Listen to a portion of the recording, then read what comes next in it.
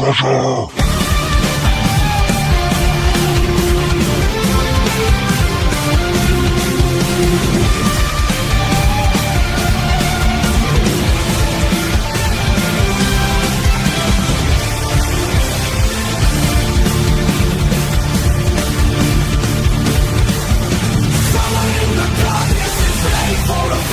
He's trying to guide believers to what he truly thinks is right.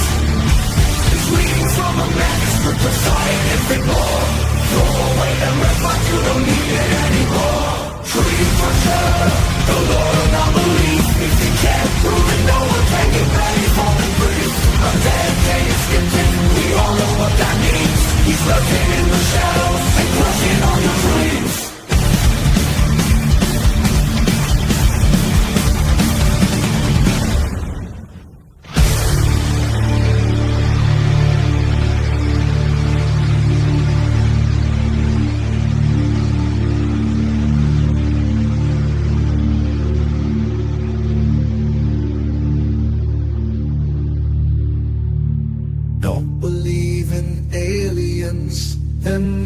Going to land.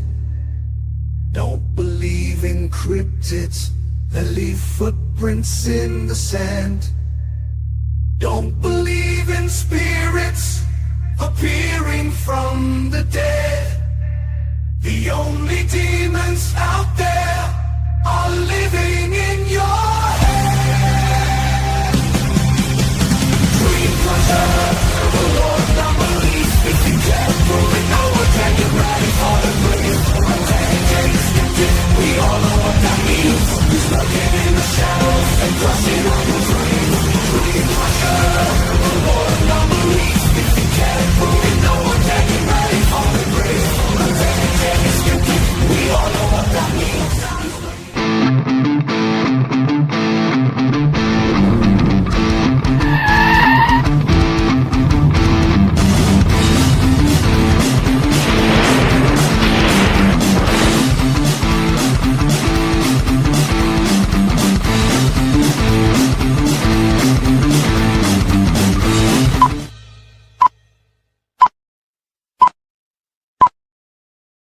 Hello, everyone. Hello. It's Friday night. I'm excited. I could tell. Obscure Reference Man is here. Hey. Because Donna is not feeling well tonight. So she's taking the night off. And I got Obscure Reference Man to take her place. I love doing that. And every time I do a video for CFI, I love making a little scene where I say your name with an echo. Anyway, it's Friday night. We have a guest tonight. I'm looking forward to this. I think we're going to learn some stuff. What are you doing that? Yes, there. I did because I'm having an issue. Oh, okay. You all right? Yeah, I just can't find the. You know how you have the on ones that are in the other thing. They appear up top. You have to star some. I did already. Oh, you did? Maybe I didn't start it. Yeah, because it doesn't show up. It's not showing up on me. Let me see. There it is. There we go. All right, we're fixing stuff on the fly here.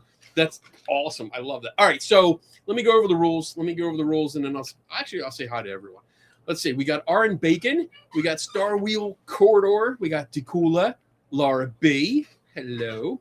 Ghost Pepper. Pomps in the house. Cyber Psych Quest. Awesome. Jade Kitten. Hey. Well, who else we got? We got the negative ones. Hello. We got Cat Mac. It's day night. It's hard to do that. That high voice. Friday House is in the house. Hello. We got Blast Right. Malachi. That's awesome to see everyone here. I love this. We got Ozzy Cat. I see you. Malachi was a member for 17 months. Look at that shit. That's awesome. John Without an H is here. Chemical Knee Rub. That's Michael Burkeen. Jay Menace.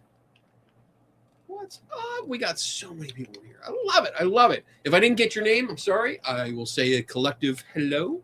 Thank you for coming in. Let's get into the rules. So, because I'm excited about getting the guest on. So look at that. Oh, StreamYard updated where their overlays now do a fade in and out kind of thing. Cool. Which is kind of cool. It looks a little bit more professional, I think, because I'm not really a professional kind of guy. So rule number 1 is that you are encouraged to ask questions. That's what this show is about. It's a learning show, educational show. So ask questions. Except for Ben. Except for Ben. He's not allowed to ask questions. Rule number 2 is that if you do want to ask us a question, please do us a favor and put a capital Q in front of it. That way it helps Tim to put it in the queue for later on when we do the Q&A session in the second hour. That helps us organize everything. Rule number 3 is please keep in mind we don't know everything. And that's just the truth of it. We might know a lot about one thing or two things. We might know a little bit about a lot of things, but we don't know everything. So we might say, I don't know, which is a perfectly acceptable answer. Rule number 4 is we follow the Patrick Swayze rule here, and that's be nice. You can be in the chat room. You can discuss things. You can debate. You can disagree. But please keep it friendly and polite and professional-ish. You know, don't devolve into name calling and stuff like that. Because if you turn out to be a dick, Tim will boot you from the show. And what's fun on our side of that is that if you get booted, you can still see everything going on. You just can't comment, which means we can make fun of you the entire night, and you can't do a damn thing about it. And forever until you're unbooted. And we don't know how to do that. So you're stuck in the deep, dark hole forever. Rule number 5 is my favorite one. That's drink up, participate, learn, and have fun. So with that, let me switch it back. Oh wait, I have, what do I have here? I thought I did. Oh, there it is. I want to bring on our guest. I'm excited. I can't wait. Here we go. I got to find the right one. There it is. There's Nick. Let me unmute your mic. There he is. Oh, it's me. It is you. Oh my goodness. And I love your background. Thank you. Anyone that has toys and oddities and all kinds of shit on their shelf behind them, I approve. A collection of every single thing I've ever picked up in my entire life. Is all right there. That's good.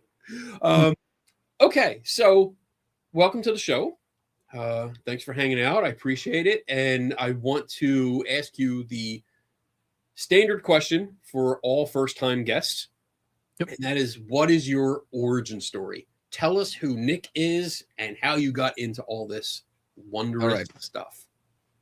We see a meteor crash to the earth. Oh.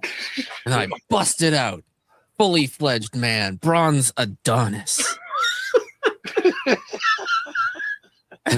What happened? I don't know. That's as far as I thought. Oh, that was good. Yeah. That was good. Did you plan that? 5 minutes ago while I was muted. I was like, I should say something funny. That was good. That was really good. Truth is, I am the last son of a. Okay, I was born 5 minutes after my brother in Ottawa. All right. Oh, yeah. I was like, don't say the last son of Krypton because we're gonna fight. Oh, that would have been better. That's better. Well, missed my opportunity. Yeah, a moment has passed. Okay. Oh, I was born 5 minutes after my brother in Ottawa, Ontario, and he got to go home. I had to stay in the hospital because that's the nature of twins. One of them always sucks the life out of the other one. And so fast forwarding all the way out until I'm 10 years old because nothing interesting happened in between. Oh, actually, that's probably more important. That's probably important too. My dad, super atheist. My mom, super Wicca. That's the correct way of saying that. Is that how you do that? Super Wicca? Super Wicca. Wiccan? It's like Wiccan, but just like a touch above crazy. Oh, okay. We'll get into that. I mean, yeah. My brother's in the chat. And it's super interesting because we're having a meeting of Wiccans in the building right now. Yeah. Oh no. They just had a lecture in the lecture hall about witchcraft from an anthropological aspect, and then after the Q&A, they just came over to a room that's over here, and they have a panel of Wiccans that they're asking questions of. So this is interesting. Synchronicity. I mean, I've got respect for it. I just don't agree. Call it religious trauma from a childhood perspective, away from the typical religious trauma environment things. Right. Okay. So yeah, because he was a super atheist and my mom was a spiritual person, I got to kind of see both sides.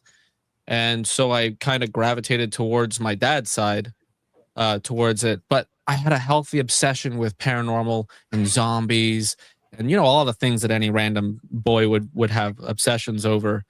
And the base origin of the desire to investigate the paranormal would have to be that when I was a child, we had our best friend, our childhood best friend is a Native American, is still. I mean, as a Native American, he believed in cryptids and all these little like monsters that sneak around in the dark. And we would hear stories from our fellow kids at school about these cryptids that were hanging out in this forest near us called Barrenwood Forest. And we're like, we need to go find these cryptids. There was a particular tunnel. It was a storm drain exit area. And they used to tell us that there was some big booming monster inside of it. And we're like, oh, we have to figure this out. We have to go. It's so exciting. And we crawled into the storm drain. So there's a big metal grate, but a bunch of kids had somehow ripped the bars off of it. I mean, superhuman strength. But it was open. Yeah. We got these like dinky flashlights and we went walking through this tunnel. And I heard the booming sound and I was scared for like 2 seconds before I realized that it was just cars driving over the manhole covers on the street.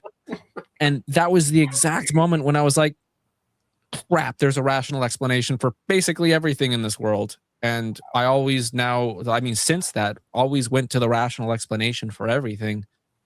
It brought me all the way up to the point in which YouTube came out, 2006, I think. And when the first ghost videos started dropping, I started watching them and I was happy at first. I remember I was happy. Right. And then the more I watched them, I slowly turned bitter and angry. And I was like, that's not a ghost. That's not a ghost. That's not a ghost. And so I devolved into this gremlin of me just like being angry at the videos and leaving comments down below and never having anybody responding to them. Then I got a job and it all went away. I worked in many companies. I was a delivery driver. I briefly worked as a plumber. I got a plumbing certificate.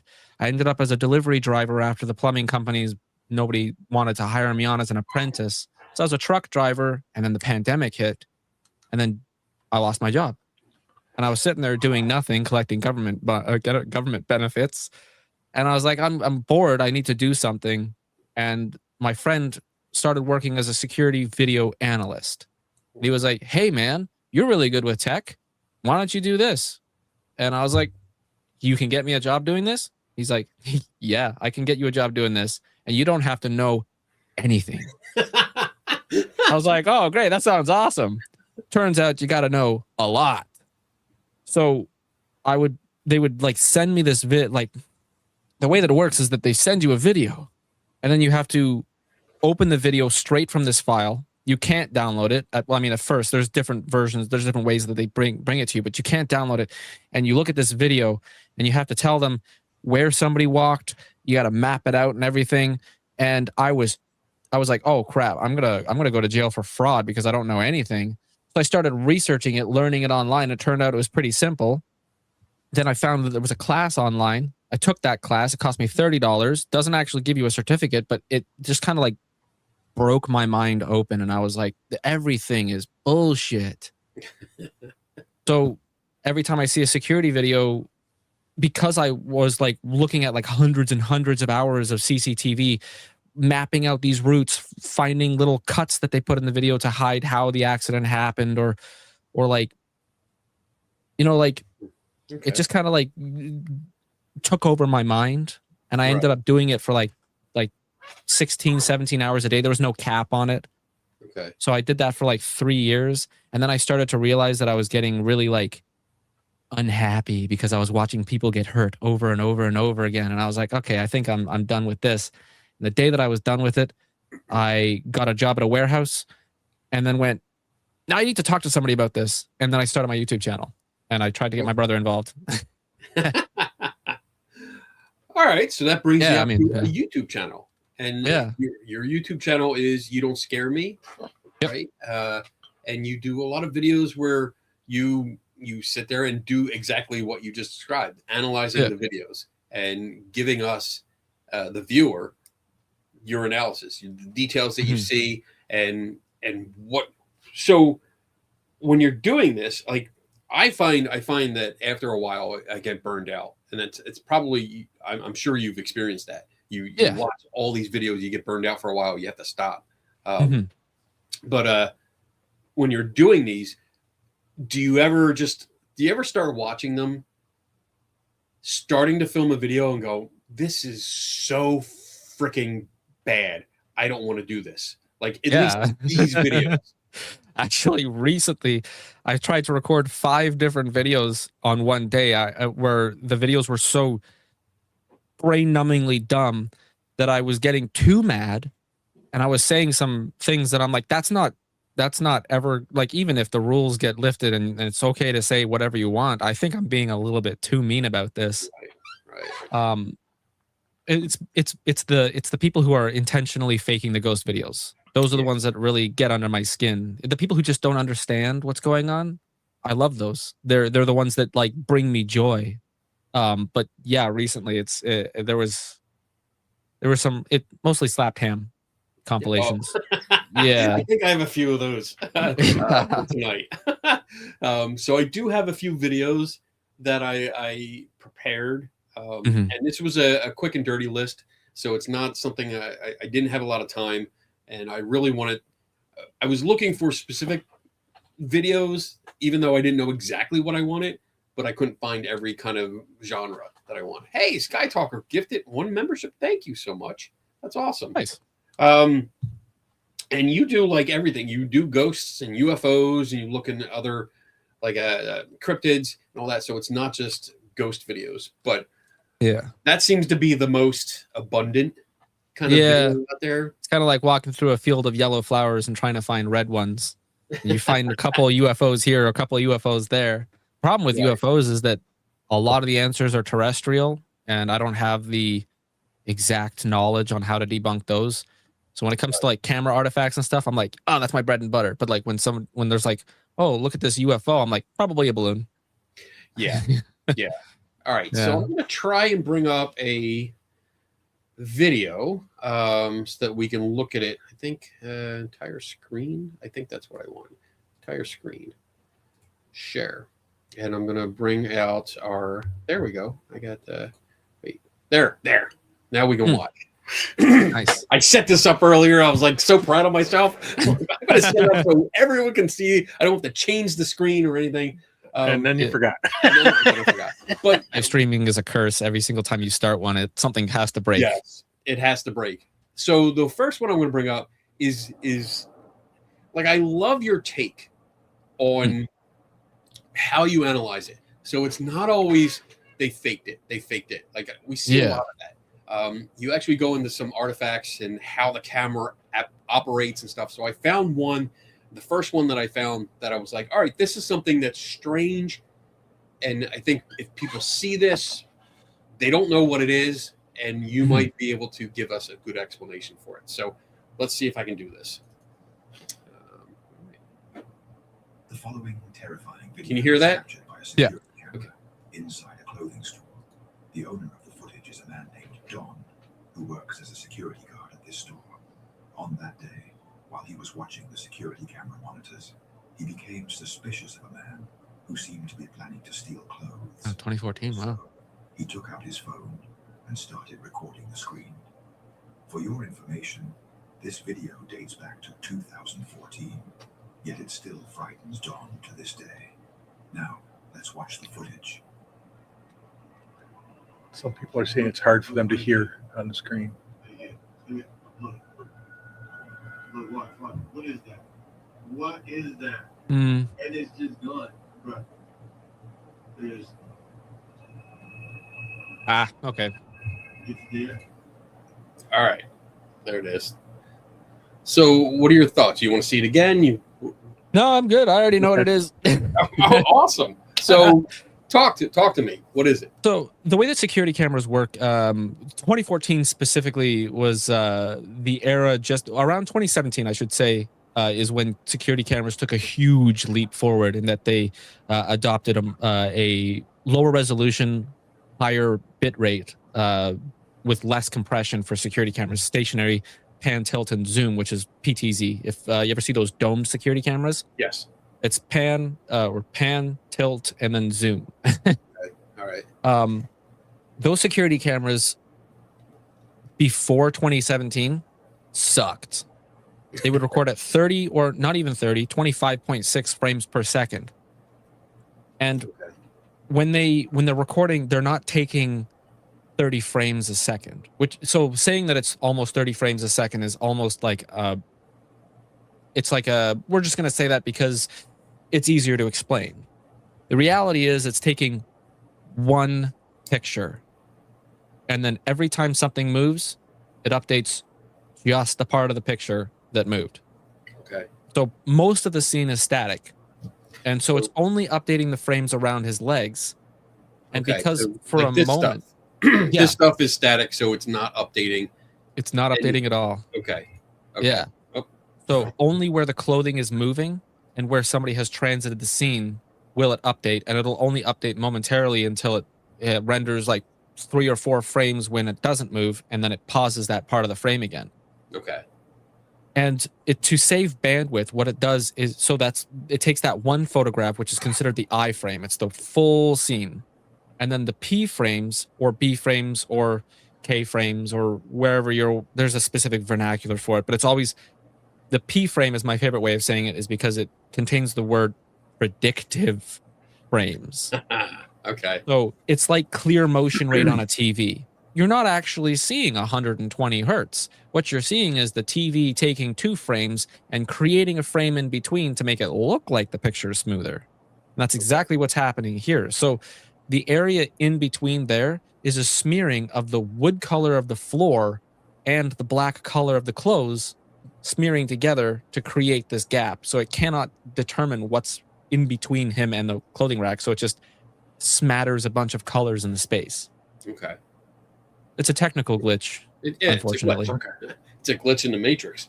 Yeah. Okay, where's Neo?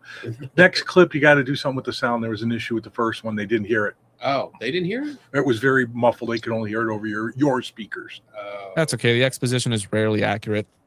Yeah. I mean, it's just a heads up. All of the commentary in this, it's from those top 5 slapped ham kind of stuff. And it was annoying the shit out of me listening to it over and over because I was editing the clips. Yeah. So I have separate clips. And it was just annoying the hell out of me. Is it an AI speaker too? It sounded like it to me. It usually is. Probably, yeah. I bet that store is built on a native burial ground, or like a child was trapped in an escalator or something. All right, let me see if let me try this again and make sure that I have everything, entire screen there. All right, so I didn't have it clicked, so it might be better this time. All right, let's try clip number 2. The Hernandez ghost. Impression. Husband received the scare of their lives August 22nd, 2020. No, maybe not.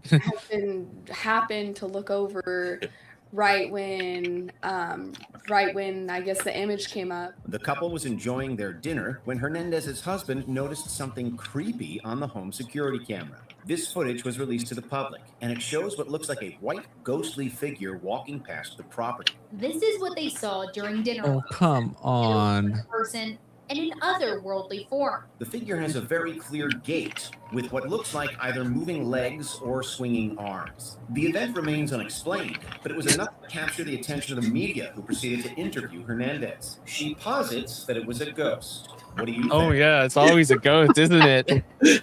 Oh no. So I know what's going on here. and Yeah. I could probably give an explanation, but maybe not as technical as you can. I don't know. So I'm not what very do you good at think? speaking technically. Well, you just did. Oh, did I? That was awesome. I don't even remember what I said. But what do you So- see here? So basically, it's just a regular person, and they're walking just outside of the range of the security camera. A lot of security cameras, even now, they only have a typical range, like home-based security cameras. They have a typical IR range of 30 to 50 feet. Imagine park a school bus in your driveway. At the front of the school bus, there's no IR light. At the back of the school bus, there's too much IR light. That's actually a really good way of saying that. I should use that in my videos. So what happens is if somebody's at the end of your driveway, it's beyond what the security company or the camera company's manufacturing parameters, like what they expect the security camera to be doing. Most security cameras are designed to capture somebody's face as they're smashing your window in. They're not really designed to be capturing the person walking their dog across the street. There's no reason for that. Otherwise, you'd be recording in other people's houses, and that's a whole other bag of issues. So this person is just transiting the scene quickly, just outside of the IR range, and coupling that with the I-frame, P-frame kind of situation, it'll kind of paint them to be a little bit translucent because it's only updating the pixels that it can see that somebody is actually present in. So the fact that they're wearing white is probably not true. Every single article of clothing, doesn't matter what it is, as long as it is not NIR compliant clothing, it's all white. It doesn't matter. Like, look at the cars. Do you think both of them are white? Probably not. It's because they don't capture the IR light and hold it. NIR compliant clothing will appear black on security cameras, but any other piece of clothing will appear white. That's why every ghost is wearing white. They're not. Probably wearing blue. So in this case, the lower part, the legs are barely visible. Like I see Because they're them moving too fast. Yeah, they're moving too fast. But I would also like assume that they are, because I mean I agree. Like I've seen infrared footage. I take infrared footage, and most clothing does appear completely different than what you see in visible light. But I'm wondering, because this is beyond the effective range of the IR, if it's just whatever clothing that they might have, shorts or sweats or jeans or whatever, it's just not reflecting enough of that light. That's why It could be corduroy. They could be wearing corduroy pants. That, like any fabric that that kind of absorbs light differently, like anything that's like rigid, non-glossy, suede. Yeah, felt fleece joggers. They would be okay. Yeah. Yeah, I've seen stuff like this before, and it's usually because it is outside that effective range. It's so far from the camera. Yeah. You're only getting a glimpse of something moving, and it's like this case. I saw this one as soon as I saw this. I was like, oh, I remember this. I've seen this when it hit the news. Oh, that was you. That was not me. Shut up. Oh, what's more about it though? Here's something else that would be. There's two things actually. One thing that's really useful to know is or to notice is that the camera is recording in 680. So it's a lower resolution. It's also increased its ISO and lowered its shutter speed even further because the IR isn't stretching far enough. The details in the background where you can kind of see the outline of the road on both sides, and then the neighbor over there. See that spotlight in kind of in the center? These? It's to the right of the to the right there. Right there. Yeah. See that halo-y kind of glowing bit? Yeah. That's somebody else's security camera IR light reflecting off the driveway and bouncing into the lens of the security camera. Okay. So that's also going to like change the ISO and the shutter speed and everything. Right. The best way to capture that person walking across there is to add a secondary IR floodlight at the end of the garage on the left side of the scene, pointing down. Yeah. The more light that a camera has, the better it records. I mean, anybody should know that, but IR is especially important as long as it's not aimed directly at the camera. Because because then you're going to cause lens flare and bleaching. But yeah, I put this up because you're talking about it now. Yeah, that's fine. All right. There's a cop. Oh, it's a cop's house. It's a cop. Are you serious? For a cop's I missed that. Holy, that's wow, that's shameful. Yeah, it does. And look at the that bottom of the is a cop scene is car. That's a blocked cop by car half right the there. roof. Yeah. Wow. I just thought that was a roof rack for a bike or something. So the roof might be white too because it's a cop car, right? Yeah. It could be. It could be. I mean, it I could guess. be. I guess. White. Like, Yeah. there you go. Me talking out of my ass. It looks like the side of the car has writing on it too, right? Yeah. Yeah. I mean, that's definitely a cop car. Yeah. See a that light that bar. would count Yeah. as what do you say? Something blindness. Objective blindness. Inattention blindness. Yeah. Yeah, that's it. Yeah. Yeah. Yeah, Yeah. that's all. That's a really good point too, because like you can see that the roof of the house is blocking like 3/4 of the scene. If you like stretch right Right. across the bottom and then up the left side, Yeah. that means that he's probably pointing the camera outside of a second floor window, and that would explain why the it's inside. It's in. Look at the reflection. Is that a reflection off the window? Look at the Wow. macro blocking at the top of the scene. It's pointed through a window. Are you serious? As a police officer did this? So we're not getting the IR from the camera. Like this. Yeah, that's glow just is the all front from light of the below. bro. This is fun. I love this. I love real time like analysis like this. Yeah. So much fun. As we Yeah, Canadians say, dog shit. So Dude, that's Yeah, embarrassing for a there's police no- officer. there's no illumination on this side at all. Yeah. There's nothing here. I mean, I see some kind of I line mean- here, but that's probably from a window.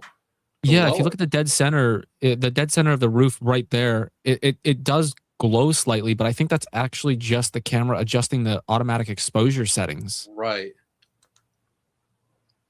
Oh, and that's not even a roof over there on the left side. It's the side of the road. That's how bad the security camera is. Oh. So this Whole lot, yeah, that's just the curb. Okay. Yeah. Yeah. What's that big black like? There's in the left side of the video, it kind of cuts diagonally through it as if it's pointing at that light Over there? street light.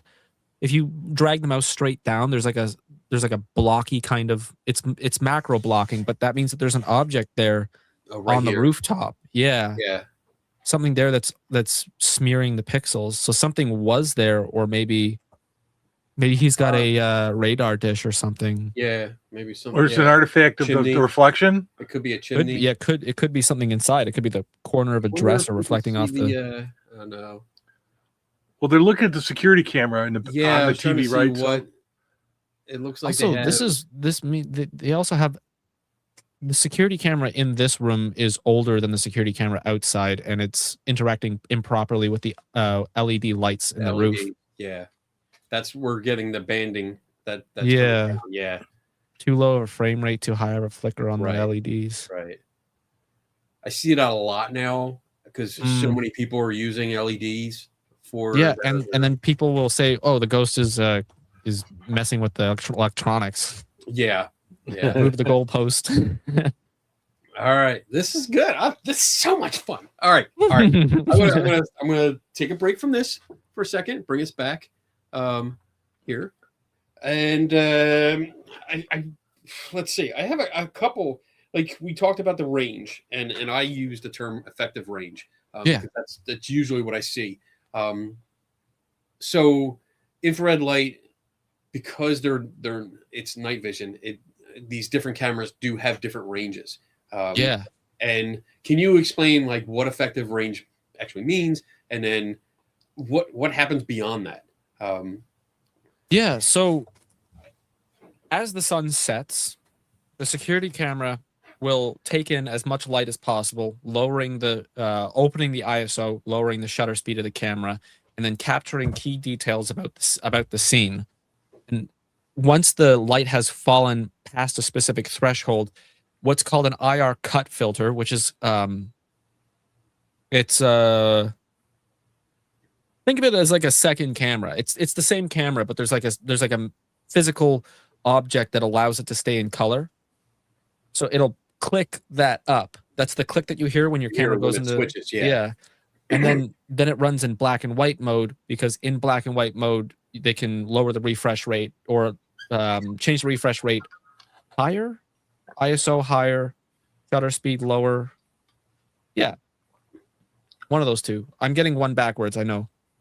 But once it switches over into black and white mode, the IR lights kick on, and depending on what the power delivery system is for the camera, depends on how bright the IR lights, IR LED lights can be, and based on the grouping of the IR LEDs, Okay. it determines how much light can be provided for the scene. If you have like a common off-the-shelf Wise, Blink, Ring camera, they have a tight grouping of macro LEDs that are connected to batteries or like a low voltage 2.5 amp kind of cell phone block charger. And what that doesn't provide enough power to fully utilize the LEDs. Right. If you have one that's direct in line to your house, like directly, like no plug at all, just directly fed right into your house, then those LEDs are going to be shining brighter because there's more power to them, but there's a specific threshold that cannot be passed or else you're going to burn those LEDs out. So to get a camera that can extend the range from 50 feet to 100 feet for typical mall security cameras, 500 feet for government buildings, you would have to have a dedicated power line that would be sufficient to run a generator off of, and that would be powering just the security cameras. Okay. The typical ones that you'll see on anybody, like 99%, anything that is below the security threshold where you have to have like clearance to get access to those videos, they're all going to be using off-the-shelf Ring cameras, all these, Chinese knockoff. Every camera is built in one factory. They just put a different case over it and send it to you. They're all going to be using the cheapest LEDs, the cheapest processors right off the shelf. So your effective range is always going to be between 35 and 50 feet. Okay. The problem with that is that as the camera switches over to the black and white mode and the IR cut filter comes up, it no longer processes anything beyond that range. So if you stand at, let's say, 60 feet when the effective range of the IR, the distance that the light can travel is only 50 feet and you're standing 60 feet away, the camera doesn't even know you're there. Even if it looks like it can see the other side of the road, like you can see the cars on the other side, it only has that information because it was recording as the sun was setting. As the sun set, all it did was just basically apply a filter onto it so that it matched the rest of the scene. It actually can't see that car.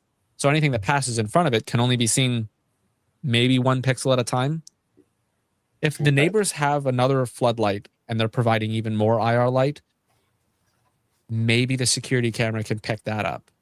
But it kind of has this throw a rock into a pond, watch the ripple reach the other side of the road and come back. By the time it comes back, it's so diminished, but it's also diminishing as it's coming to you. So it's pointless to have another. Sorry, I'm rambling. Okay. It's all right. No, I enjoy this information because I've gone over it in previous videos. I've talked about it because like a lot of people have these kind of. I think somebody mentioned it in the chat. Like some people have their entire house wired up with cameras inside and out, which I kind of get a little bit, but it freaks me out too to know like you're always being watched on camera. But they have less functionality because of it too, though. Because every camera draws power, and when you have too many cameras, you're drawing all the power. You're lowering the total effective ability of the cameras. Right. And that's something else. The frame rate on some of these systems. I know, like way back when I first got my first DVR system, and I got 4 cameras with it, and I was so excited, and I plugged them in, and the video was shit. It was so choppy, and I was like, why? And I started getting in understanding frame rate and how like when you get these systems, they usually tell you the total frame rate. Yeah, and that's across the board. The top possible capable frame rate. Right. It never actually reaches that. That's just what if you can get a car to drive 240 kilometers an hour once, that's its top speed. yeah, that's it. That's it. And these cameras were doing like you, whatever number was on the total frame rate, you had to divide it by how many cameras you were using, and that would tell you, like, all right, so if you wanted 30 frames per second, you needed 120 for 4 cameras, and that would give you what you wanted. But many times it was like, well, you get 60 frames per second, and it sounds great, but then when you attach like 8 cameras to it, it goes way down. Yep. You don't get 8 pies, you get 1 pie that you have to share between 8 people. Yes. Yeah. And that's frame rate. So like my basic definition, and please add on add on to it, but frame rate is basically like how many still photos it takes per second. So when we say like 30 frames per second, that's 30 images in a second. Yeah. It's actually like 24.5, but yeah, I mean, that's too nitty gritty. Nobody really cares about like specifics, but yeah. So like basically 30 pictures per second. But the problem with it is that it's a variable refresh rate usually, and it's not actually updating the whole scene. So it's taking macro pictures of little blocks of the video. I mean, yeah. Right. So it's like if you have like newer security cameras, what they'll do is they'll take 1 picture and then 30 partial pictures and then 1 picture and then 30 partial pictures. They'll update the whole scene every 3.5 seconds or so, I think. Maybe less, 2.7 seconds. But again, that's getting too nitty gritty. This is something to consider though when you have videos like we just watched. And it's a nighttime scene, and one person is like walking fast through the scene. Yeah, you're not going to see every detail. You have no chance of it.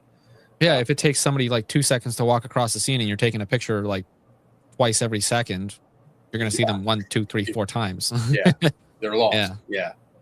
All right, this is fun. I'm having so much fun. Let's do another. Let's. Cables count too, by the way. If you have the wrong cable. Like if you have Ethernet, a lot of cameras will use Ethernet, power over Ethernet. Okay. There's a bottleneck, there's a throttle, there's too much. You can't put too much data through it. And the longer the cable, the less the data can go. It's bleeding as you go. Wow. So if you have like 200-foot span of Ethernet, that camera is not going to look like anything. So what would be the optimal? Because I mean, now that you say that, and I understood that concept, but saying it out loud, I see so many ghost hunting teams that will set up cameras and they have these reels of and they just I mean, we have Ethernet degradation here for just basic internet. It's minimal based on what for our uses. But if you're looking at pictures, think about how many more pixels and bits are going over. It's going to degrade over the course of the thing. So it would be beneficial for groups the shortest line is the best. Shortest line is the best. Or if you absolutely have to run long spans, you should get an intermediary every 30 feet or so, or hopefully less. Something that could bump the power up, like a router. If you had like a waterproof router outside. Line boosters? Yeah, line boosters, yeah. Anything like a transformer for a power line in the city. That's interesting. That's okay. Yeah, I'm writing that down because I do the same thing. I have an 8-camera system that I use. It's an older system. I really do need to upgrade it, but I still use it. But I think I have like 50-foot lines, or it might be 100-foot lines. You'd be surprised on how more capable an older system can be. You can often find old used systems and just give them the right materials and the right conditions, and they'll produce like way better results. Like if you're running an Ethernet cable, like let's say you have power over Ethernet for your security camera and it runs through a gutter, the gutter is destroying your video signal too. Static electricity, thermal expansion from the reflected sunlight that expands and contracts the cables, degrading the quality of the cable, or electronic interference from power lines that are nearby, or like let's say you have your fuse box or the power meter is on the outside of the house and you decided to just hook the cable over the power meter because you don't want to drill into the bricks or anything. All of that is degrading your signal too. Wow. Okay. Yeah. Right. That's it. And it's internet too. I mean, we had to be careful with a lot of the wiring we were doing here for the Wi-Fi because it was getting too close to like fluorescent lights, which are notoriously bad for interference on cables and unshielded cables, stuff like that. So Okay. You want to run it through like non-static conduit almost exclusively. If you can insulate it with like electrical tape or something and then run it through conduit. Oh. not electrical conduit though. Not electrical conduit. Yeah. This is fun. I'm learning. I'm learning a lot. So this is great. I love. All right, let's go on. God damn, we're 45 minutes in, and I have like questions, and I have more videos. I'm like, I don't want this to end because I'm learning so much. 8 hours. We're doing a 3-hour show tonight, baby. I guess I'll go get an energy drink. All right, let's. Let me bring. I gotta default to that, but let me see. Clip 3. Where's clip 3? Here we go. This is along the same lines. I'm going to skip that one. Clip 5. Where's clip 5? There's clip 5. Okay. Number 14, the Hotel Shadow. Mojo. Notorious for being haunted. It's hard to say why, but it probably has something to do with the volume of visitors and the potentially high death rate that results. This CCTV footage shows an empty hotel hallway with what looks like a cleaning car in front of a doorway or elevator. Out of nowhere, a shadow figure appears from the doorway and hits the cars before darting back out of view. The incident is over before you know it, but it certainly leaves an impression. It's hard to say what this is, but we do know one thing. It is incredibly eerie. 2000s? Early 2000s? Let's see. There is no date that I... Oh, wait. No. Yeah, they don't have... Wait. Oh. Almost got it. Why do they have a picture of the same camera?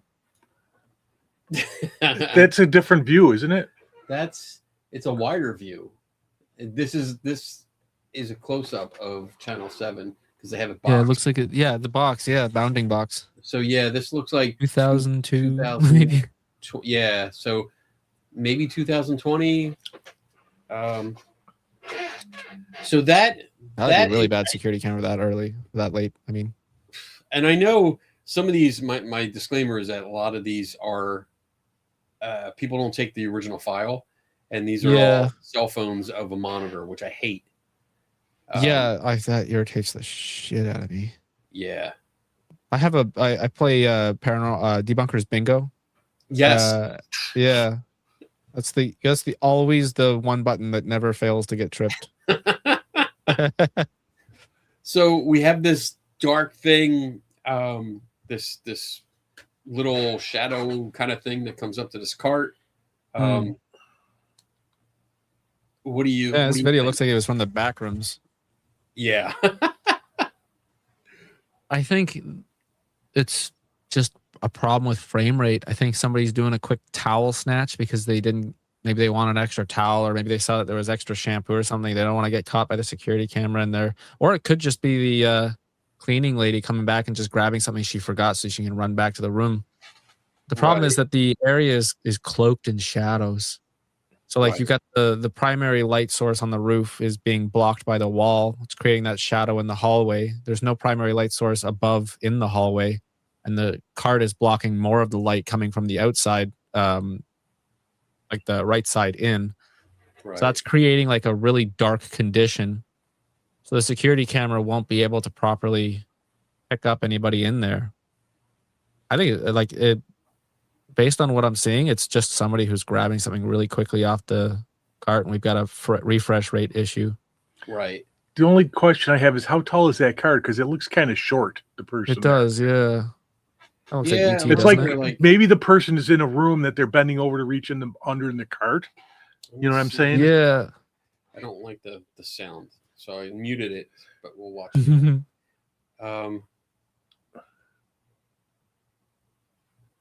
What a flicker. They're using halogen lights. Yeah. I mean, it does. Yeah, you can see that artifacting after they come out of the scene. You can see how the area that they were is flickering rapidly. Yeah. The security camera is trying to interpret whether the object is still there or not. You can see it like, unfortunately, the term for it is ghosting. That flickering that we see here.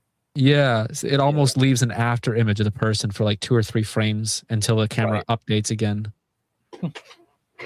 The So frame, based on what I'm seeing, I'd say the frame rate it's lower than 24.5. I'd say that it's probably 12, and then when they put it in the editing software so they can upload it on YouTube, see, that's another problem too.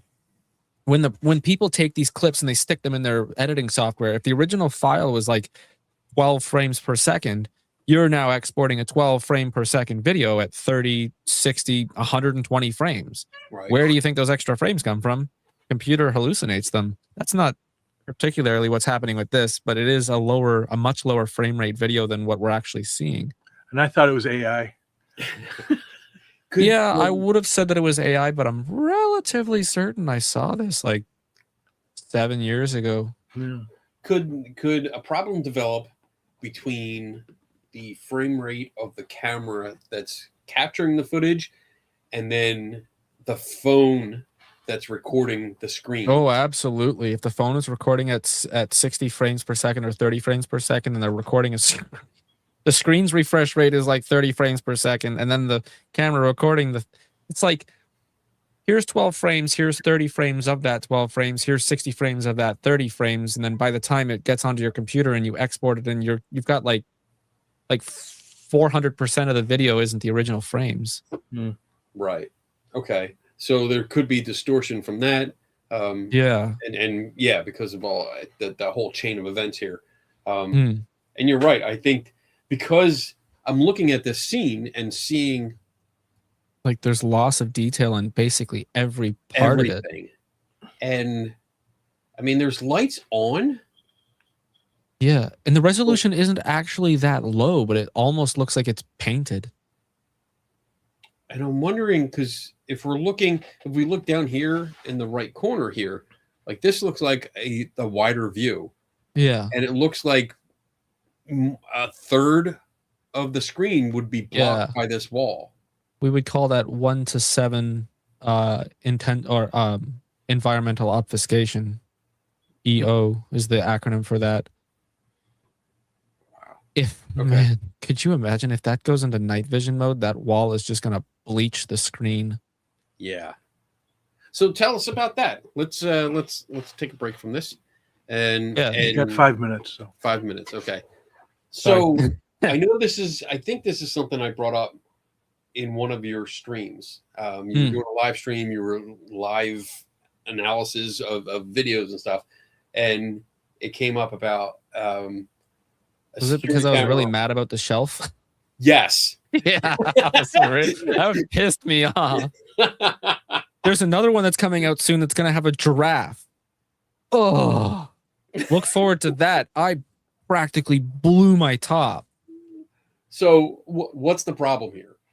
Problem is that the IR light that's being emitted is reflecting off every reflective surface.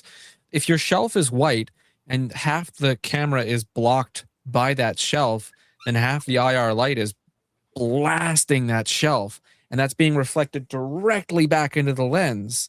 So you got this massively overexposed shelf and almost a pitch black room that you're trying to secure. And then anything that transits inside there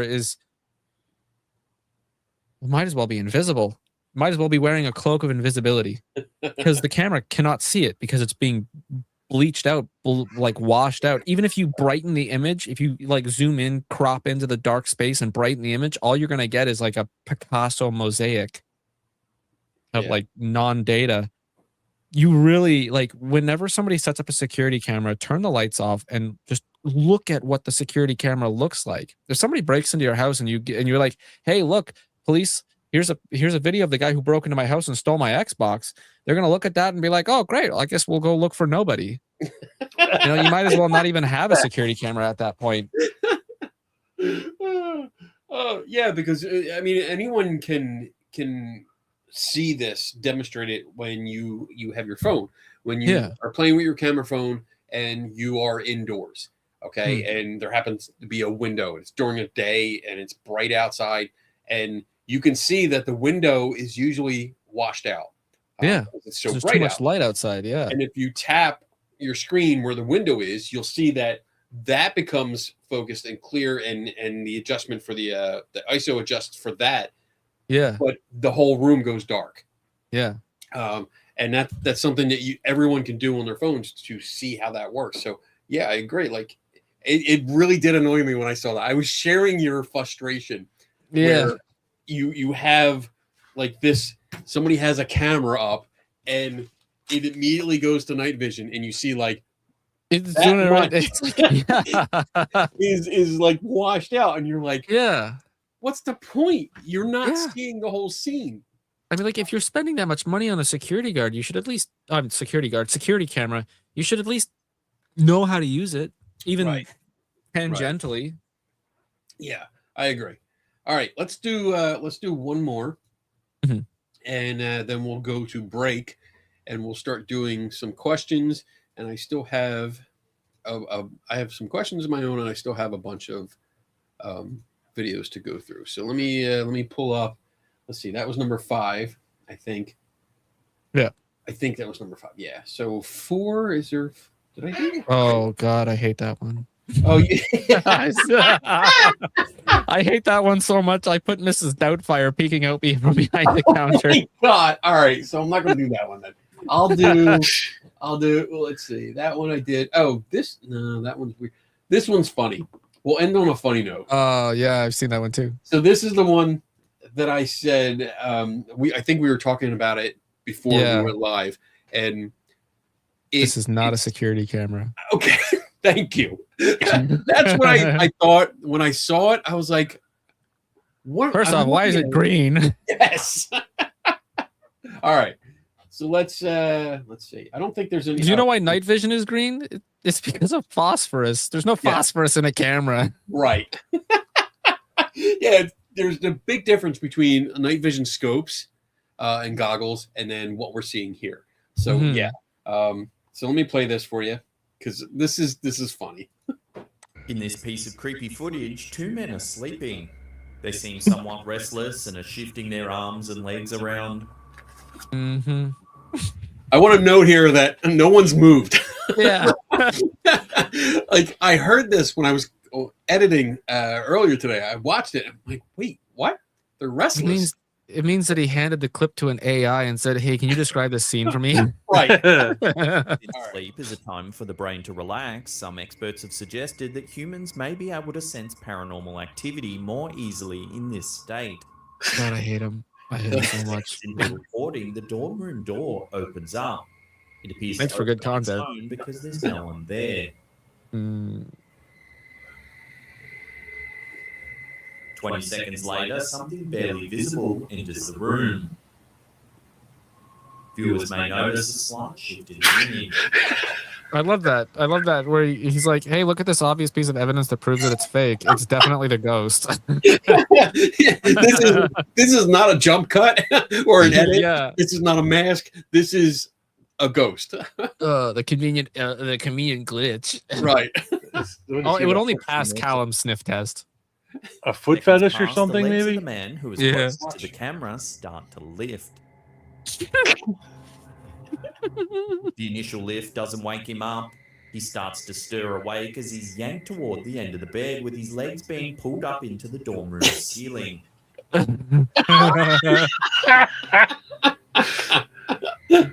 As his legs are being lifted high enough for him to almost be in a Look at the shadow. He realizes that he's being hoisted up man. and starts to fight whatever it is that's pulling him along.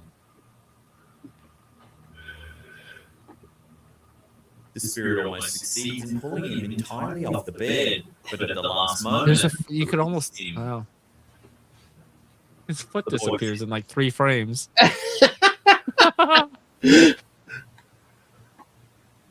Yeah, you almost got. Look at that.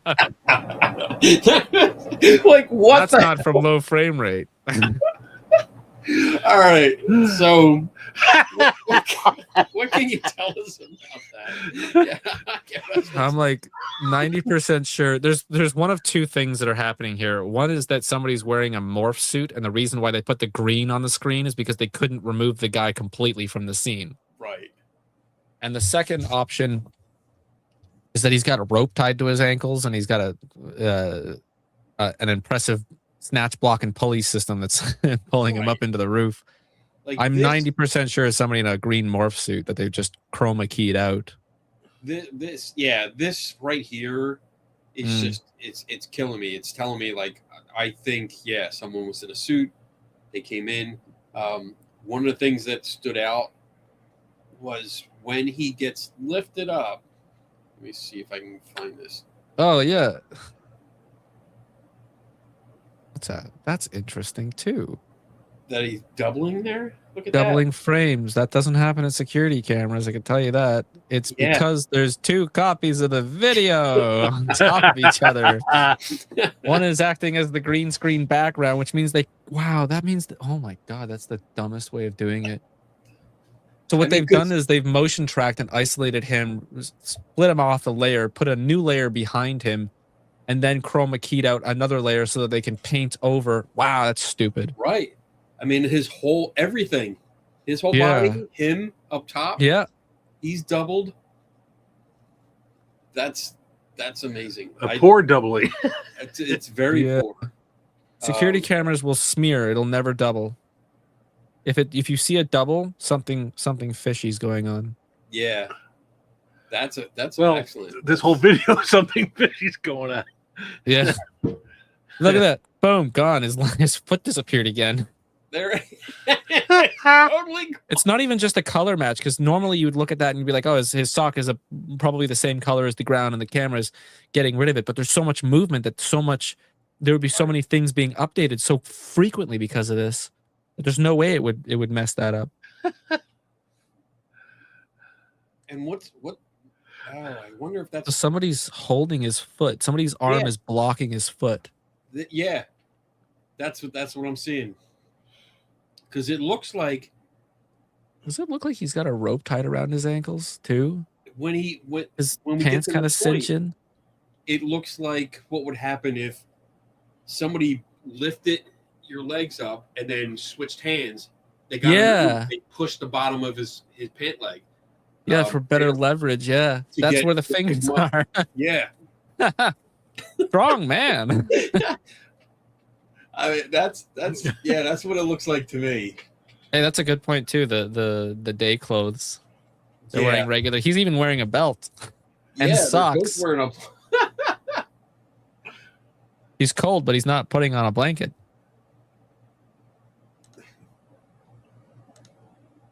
I'm just seeing like if there's any other parts that. And when it said something, that's funny. Yeah.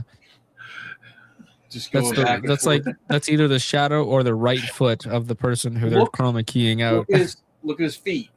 Look at the bottom, the very bottom tip of his. Yeah, it's blocked. See, that's what. Gross. Oh my God! So they doubled it up. They doubled it up.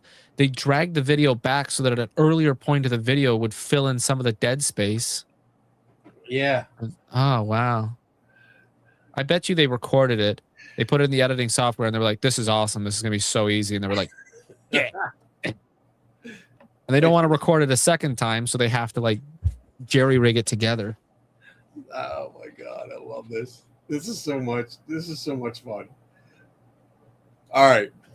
We are over. It's time for break. So let's stop this. We'll bring you back here. We're gonna go on break, RP break. We will be back in 4 minutes and 9 seconds to do your questions, your viewer questions. We have a bunch in the queue already, so I'm looking forward to that. I'm hoping you guys enjoy this video so far because I'm learning a lot. I'm having a lot of fun. And if we have time, we have a few more videos to go through. So all right. So let me find. I gotta find the video. There's the break video. All right. 4 minutes and 9 seconds from now. And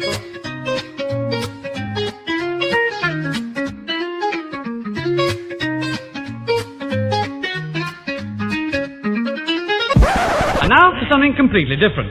Welcome, my fellow skeptics. Welcome, one and all. I am the chief investigator. Oh, come along, old chap.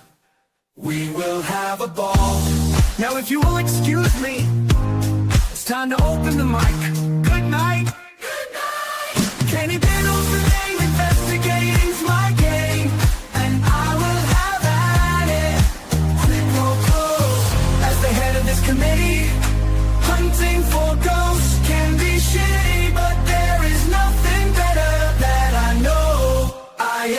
skeptic through and through. I question everything, don't you? Let's open the bar and ask some questions, alright. Maybe you might find an answer or two. I will find the truth this night and day. And if my name is not Kenny Biddle, then I assure you here I will not stay. Good day.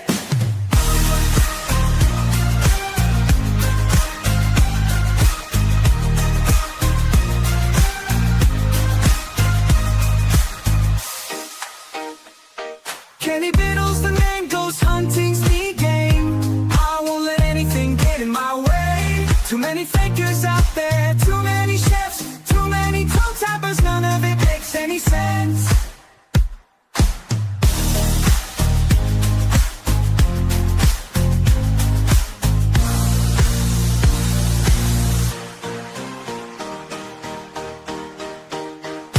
I am a skeptic through and through. I question everything, don't you?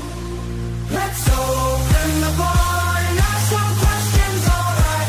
Maybe you might find an answer or two. Who knows? There may be ghosts in the machine, but trust me, I am not so keen. I prefer to see these things clearly, not in 144p. I am a skeptic through and through. I question everything, don't you? If you don't think I am right, let's open my night. Yeah, yeah.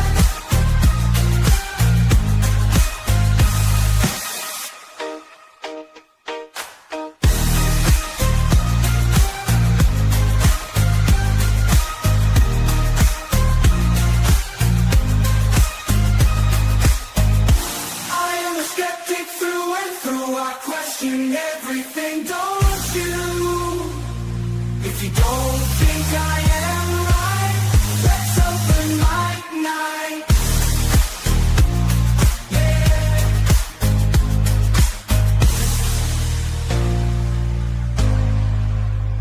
If you have an answer or two, let Kenny Biddle solve it for you. Let Kenny Biddle solve it for you. The one and only Kenny Biddle. Kenny Biddle. Kenny Biddle. Kenny Biddle.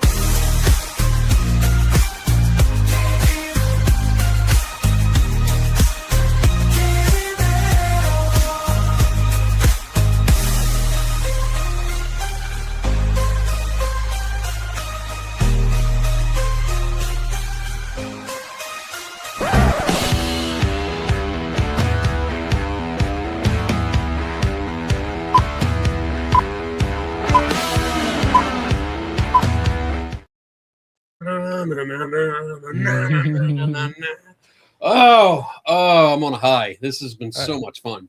I should factor pee breaks into my live streams. You have, yeah, I mean, if you're at a bar, you have to have time to go because 100%, yeah. especially when I'm drinking one of these. Oh yeah, you're already that far through it. Yeah. Well, you know, I like to drink rum. It tastes so much like if there's not rum in this, I'll taste it and be like, "What's wrong with this? Something's wrong. Why is this taste wrong?" It must have gone bad. It must have gone bad. We have put some rum in it. That'll kill anything that's growing in there. It'll be fine. All right. We have too much fun to stop. I know, right? I love those comments. All right. So we do have some questions. And we're gonna hit you with some. So let's see what comes up. Oh, I got as soon as he's ready. No, I was looking for this is the first one I want to show just to make sure Okay. it came out sooner. What is Nikolas' online name channel? That's half of it. we do have. There we go. You don't scare me. Yeah. So That's that is that's the YouTube channel link, so you can go there and check it out. And I highly recommend you go check it out because what we've been doing tonight with the videos is what he does on his videos, and they're so well done. Plus a lot more curse words. Yeah. I told you. It's all good. It's all Only good. in my house. Well, and on this channel, when somebody mispronounces words, they're supposed to consume beverages. Yes. So maybe on your channel, if somebody's supposed to consume when you swear, or you know. Oh, yeah. They can put a quarter in my swear jar. There you go. Wow. That sounded really dirty. Hey, now you can put a quarter in my swear jar.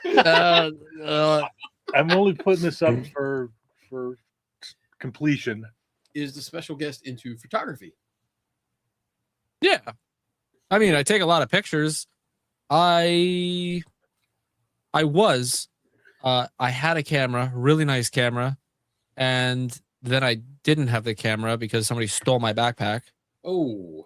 And then to make myself feel better about that having happened, I stopped being into photography and chose a different hobby. Oh.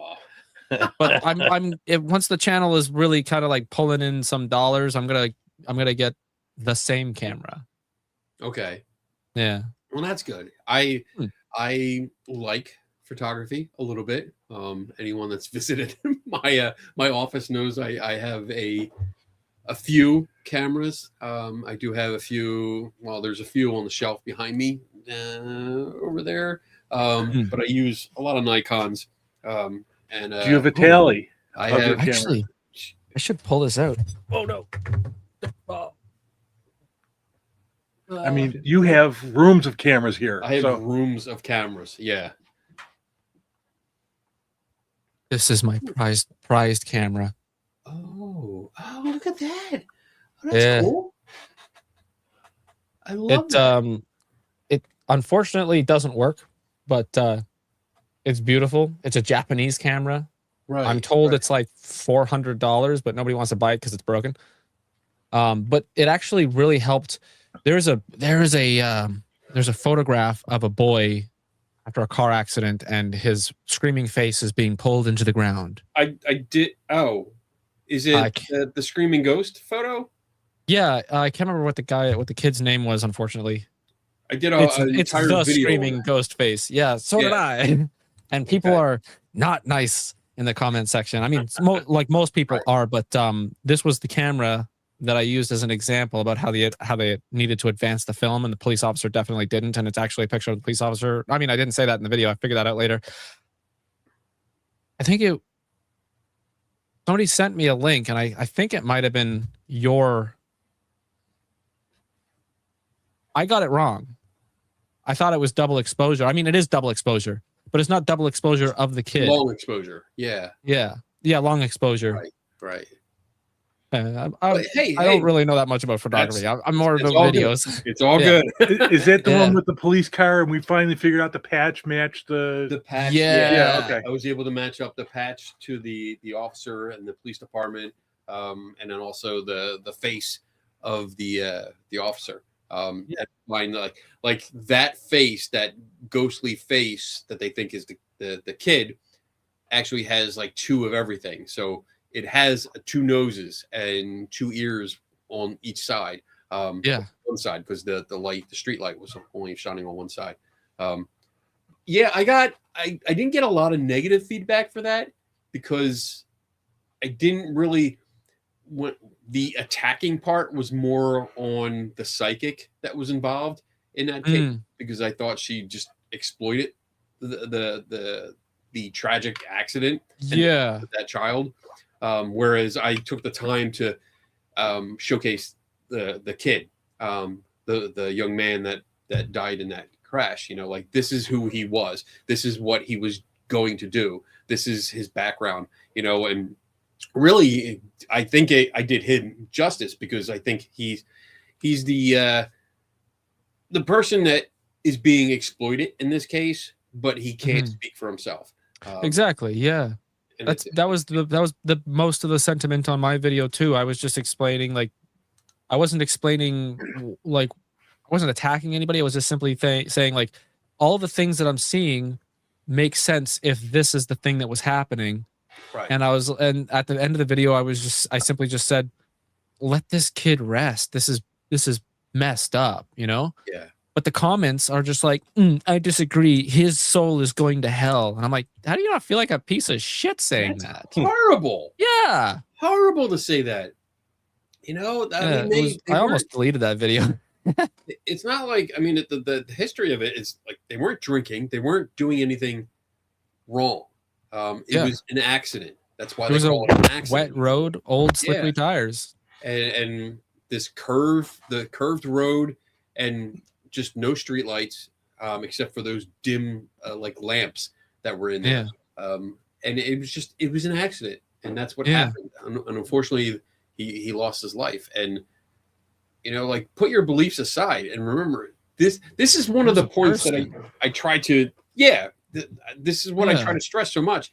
These are people that we're dealing with. It's not someone from 200 years ago that is just long out of existence. This is someone that's from now, that has parents, that has siblings, that has friends that still care, that remember everything about them. And to say, well, no, his soul's going to hell. Fuck you. Like, there's no reason to say that. If that's a, I don't think in any circumstance, if your life is cut short beyond your control, you're going up, not down. I mean, he probably wanted to go to college. He probably wanted to have a wife and kids, and there's people online who are perpetuating this bullshit story and just for their own personal gain, which I guess I technically kind of did too, but not in this. I don't know. No, because we wanted to clear the air, and like this is not him screaming. This is not him suffering. This is not him being tortured. And I think, well, part of my video I did find because he was in high school and he had written like what he wanted for his future self. He wrote a letter to his future self. Oh no! And I had that on screen because like this is who he was. So stop using him to promote your ghost story. This is who this person was. So hopefully, like I try to make it a point to, if you know the people, if you get to know their life, because that's part of my job is it's not just investigating the claims, it's becoming you inject yourself into the lives of these people that you research.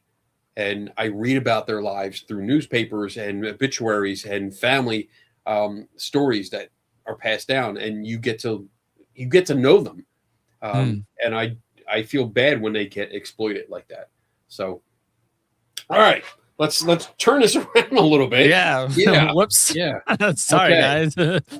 John without an H says, what was the video that took the longest to figure out, that just stumped you, but you finally solved what it was? High school. There was a video. We were talking about this before the stream. There was a video. In that video, there's somebody who's walking down the central hallway of a middle school, high school. The power goes out. You can hear thunder, and they point the camera down the hallway, and you can hear, you could see that there's like a light, and there's some flaky, like almost snow-like pixels. And the power goes out, and the school just goes, and I was like, fuck, that's creepy. And so that was well before the channel, and it was alongside a second video that both of these were the catalyst to make me start the channel. But this video grabbed my attention. It was a Nuke's Top 5 compilation, and I went off and I started researching everything I could about how schools are built, what would be making that sound. And 2 or 3 weeks later, I was just randomly walking down the street, and it just kind of went, it's a generator. It's a generator turning off. I don't remember if I heard a generator or if something like that, but I ran home.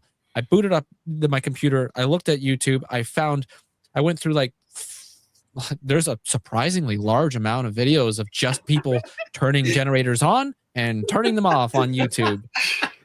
And I found a generator that sounded so much like it. And I was like, okay, so I guess there's another element to this. And so I started Googling Like, what does a generator sound like when it's traveling through a pipe or an HVAC system or something like that? Nobody's recorded that for some reason. Weird. You record generators turning off, but you don't record generators turning off through pipes. Right. But I found another video of somebody jackhammering on the other side of a spillway, and the pipe that was running underneath the road was reverberating, and you could hear that it almost sounded like people groaning. And I was like, if you take the generator, you take this video, and you just mentally merge the two. There's no way you can literally merge the two, but you can imagine this combined with this would create that. And when I went back and I watched the video in the school, or I watched the video of the school, it was just like this master epiphany. I was like, I am good at this. I should make people pay me to do this. Yeah. That's awesome. It took me 2 weeks. Probably the longest one that's taken me.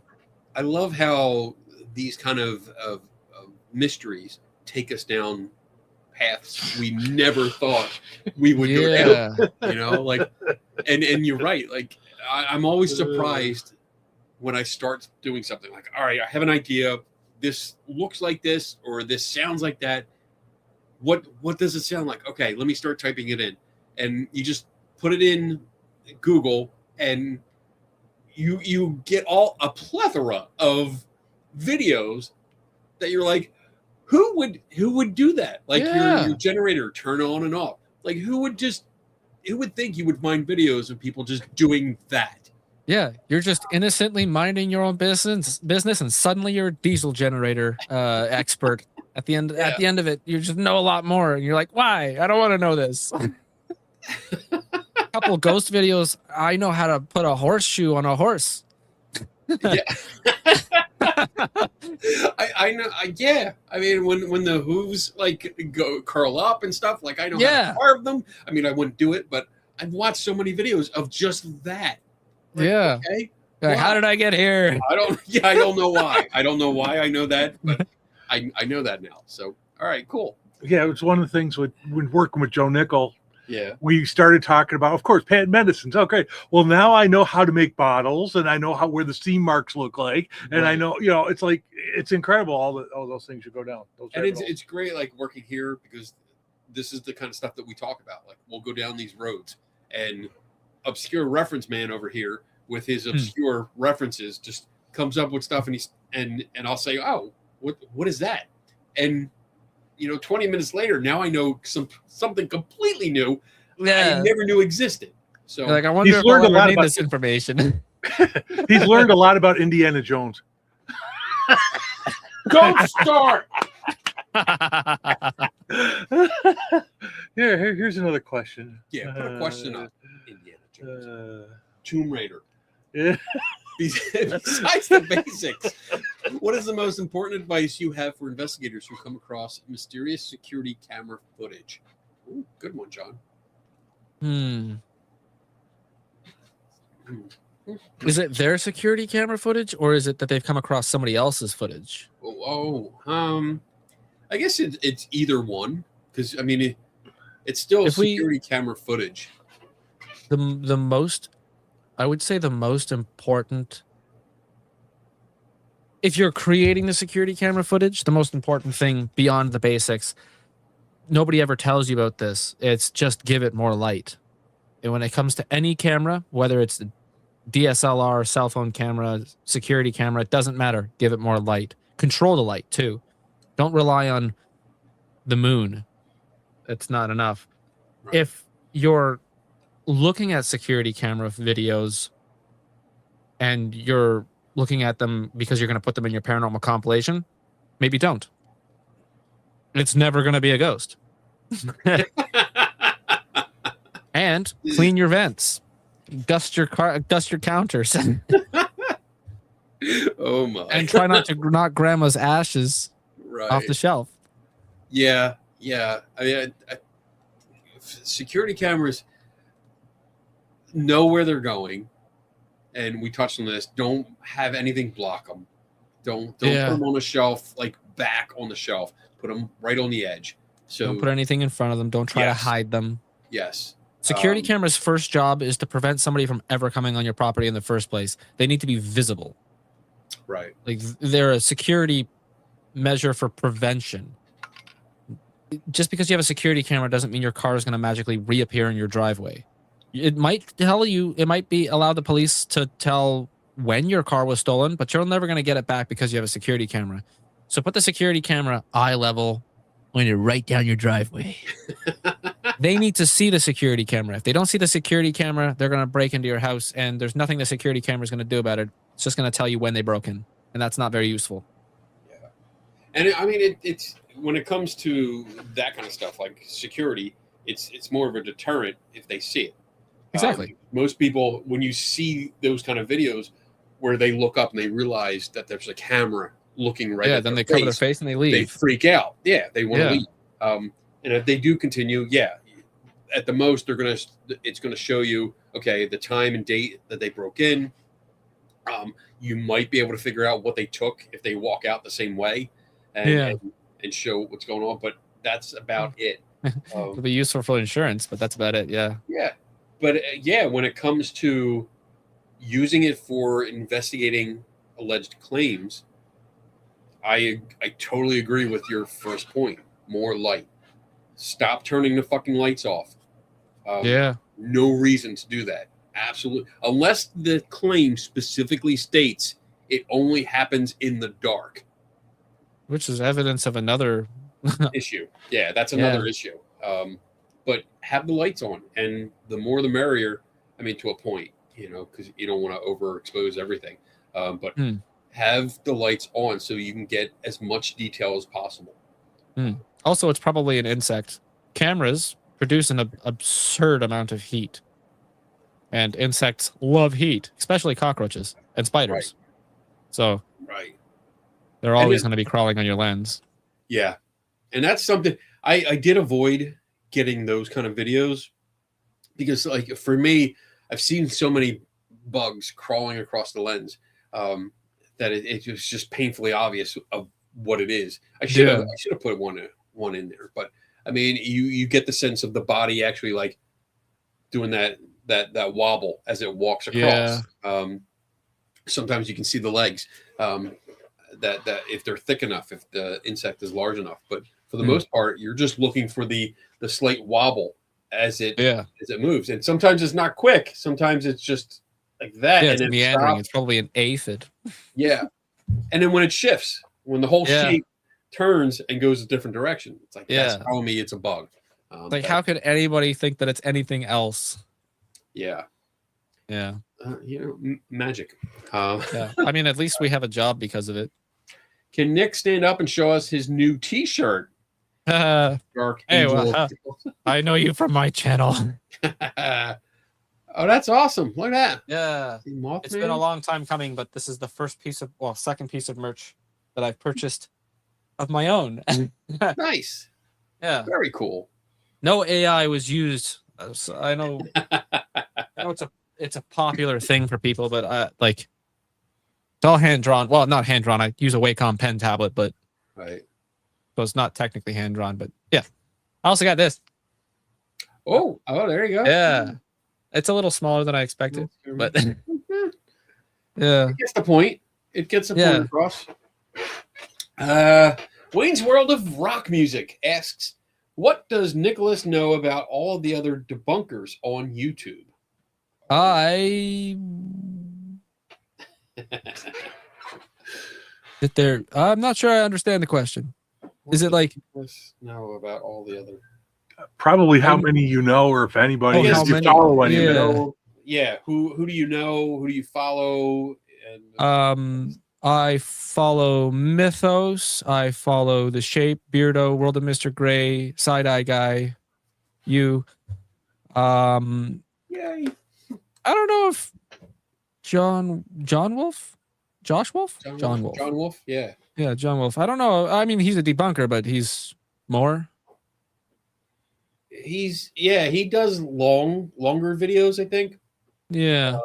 And usually covers. I do like him. I've seen him a couple times, and like the first video I think I watched of his, he referenced something I did, and I was like, oh, that's Oh cool. shit! That's really neat. I like that. Like, man, he's got so many subscribers.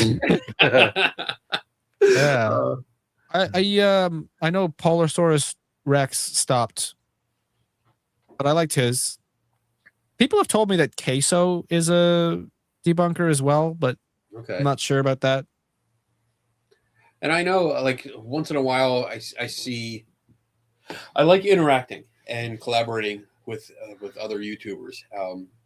Not necessarily debunkers. I mean, that's what they call themselves. I think many of them are just more than debunkers. I think they do investigate a lot. Instead of just going in and saying, all right, I'm going to debunk this, I'm going to debunk that. There's a lot of work behind what they're doing. And it's awesome when I get to work with them.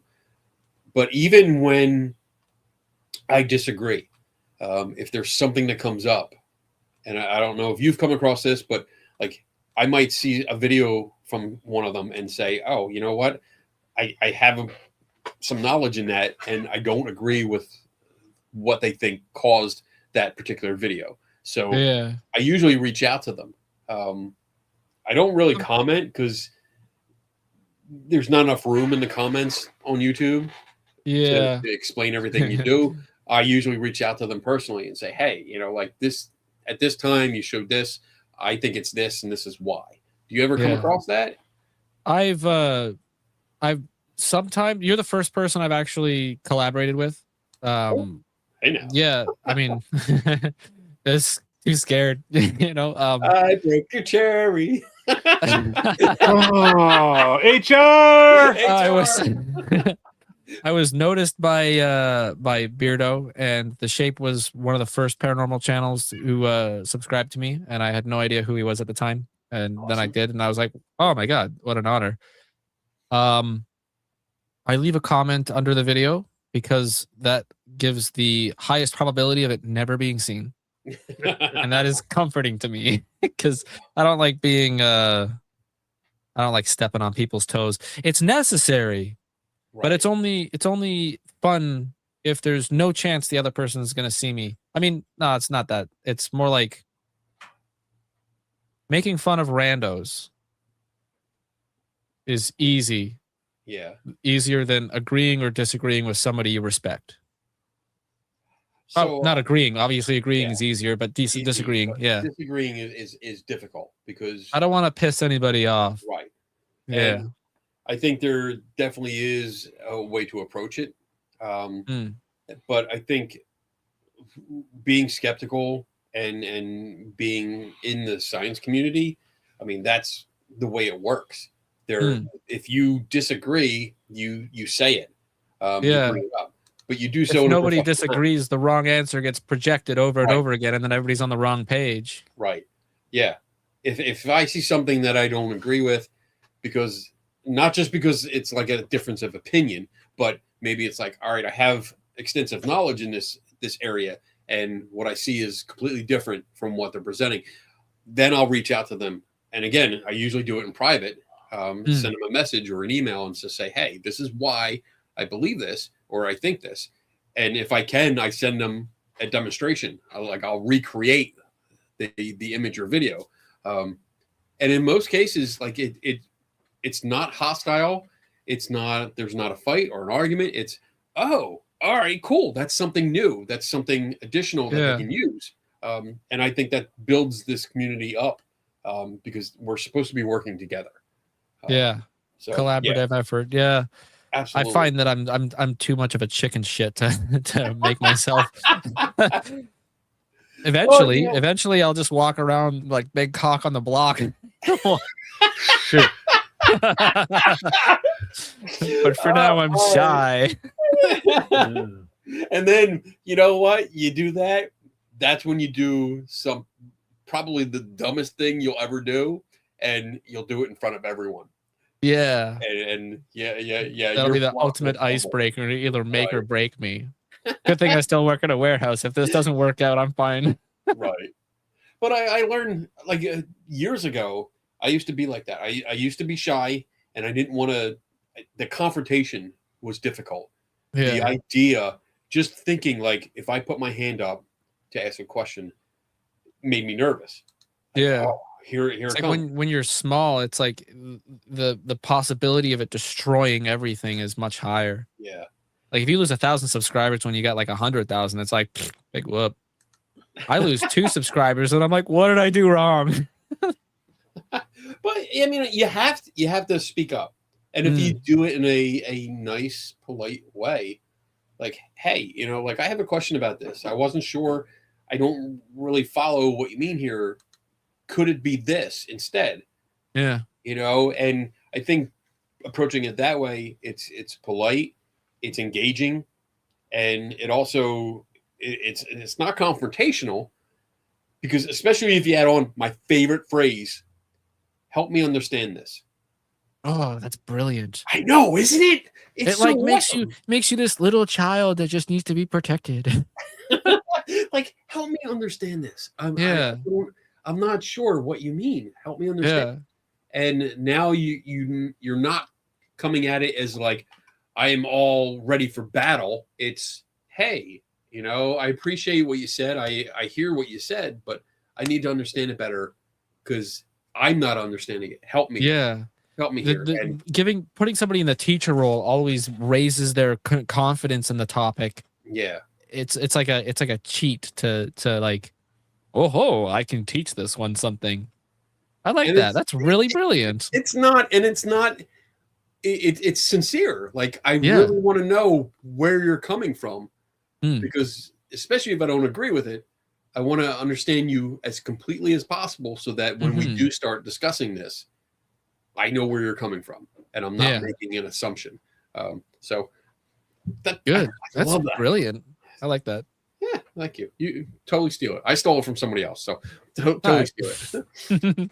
All right, Wayne's World of Rock. Did you have to deal with many videos in your claim? Wait, I have no idea what this did you have means. to deal with many videos in your claims insurance work? Yeah, I think he's asking how, like, when I was doing the security footage analyst, how many videos. Okay.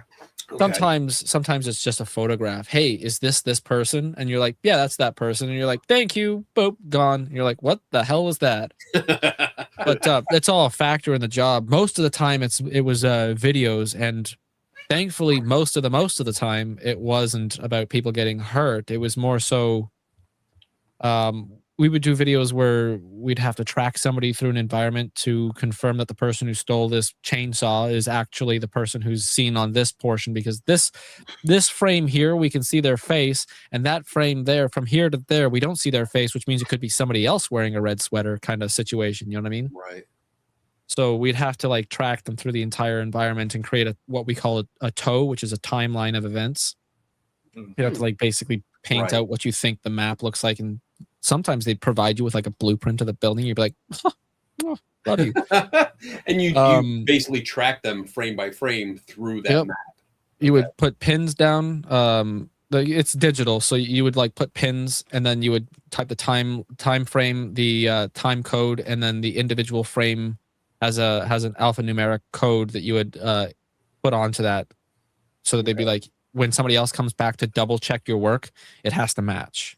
Okay. And if you did anything to alter the video, I mean, geez, don't alter the video, but raise the brightness, lower the brightness, anything like that, you have to detail. I raised it by 32.156%. You know, stuff like that. Or I zoomed in this far on these pixels, this subgroup of pixels. Videos were the lion's share. I would say all in between like 350 and 400 videos within 2 years. Wow. And then the rest was like photographs, and then okay. It was a lot, actually.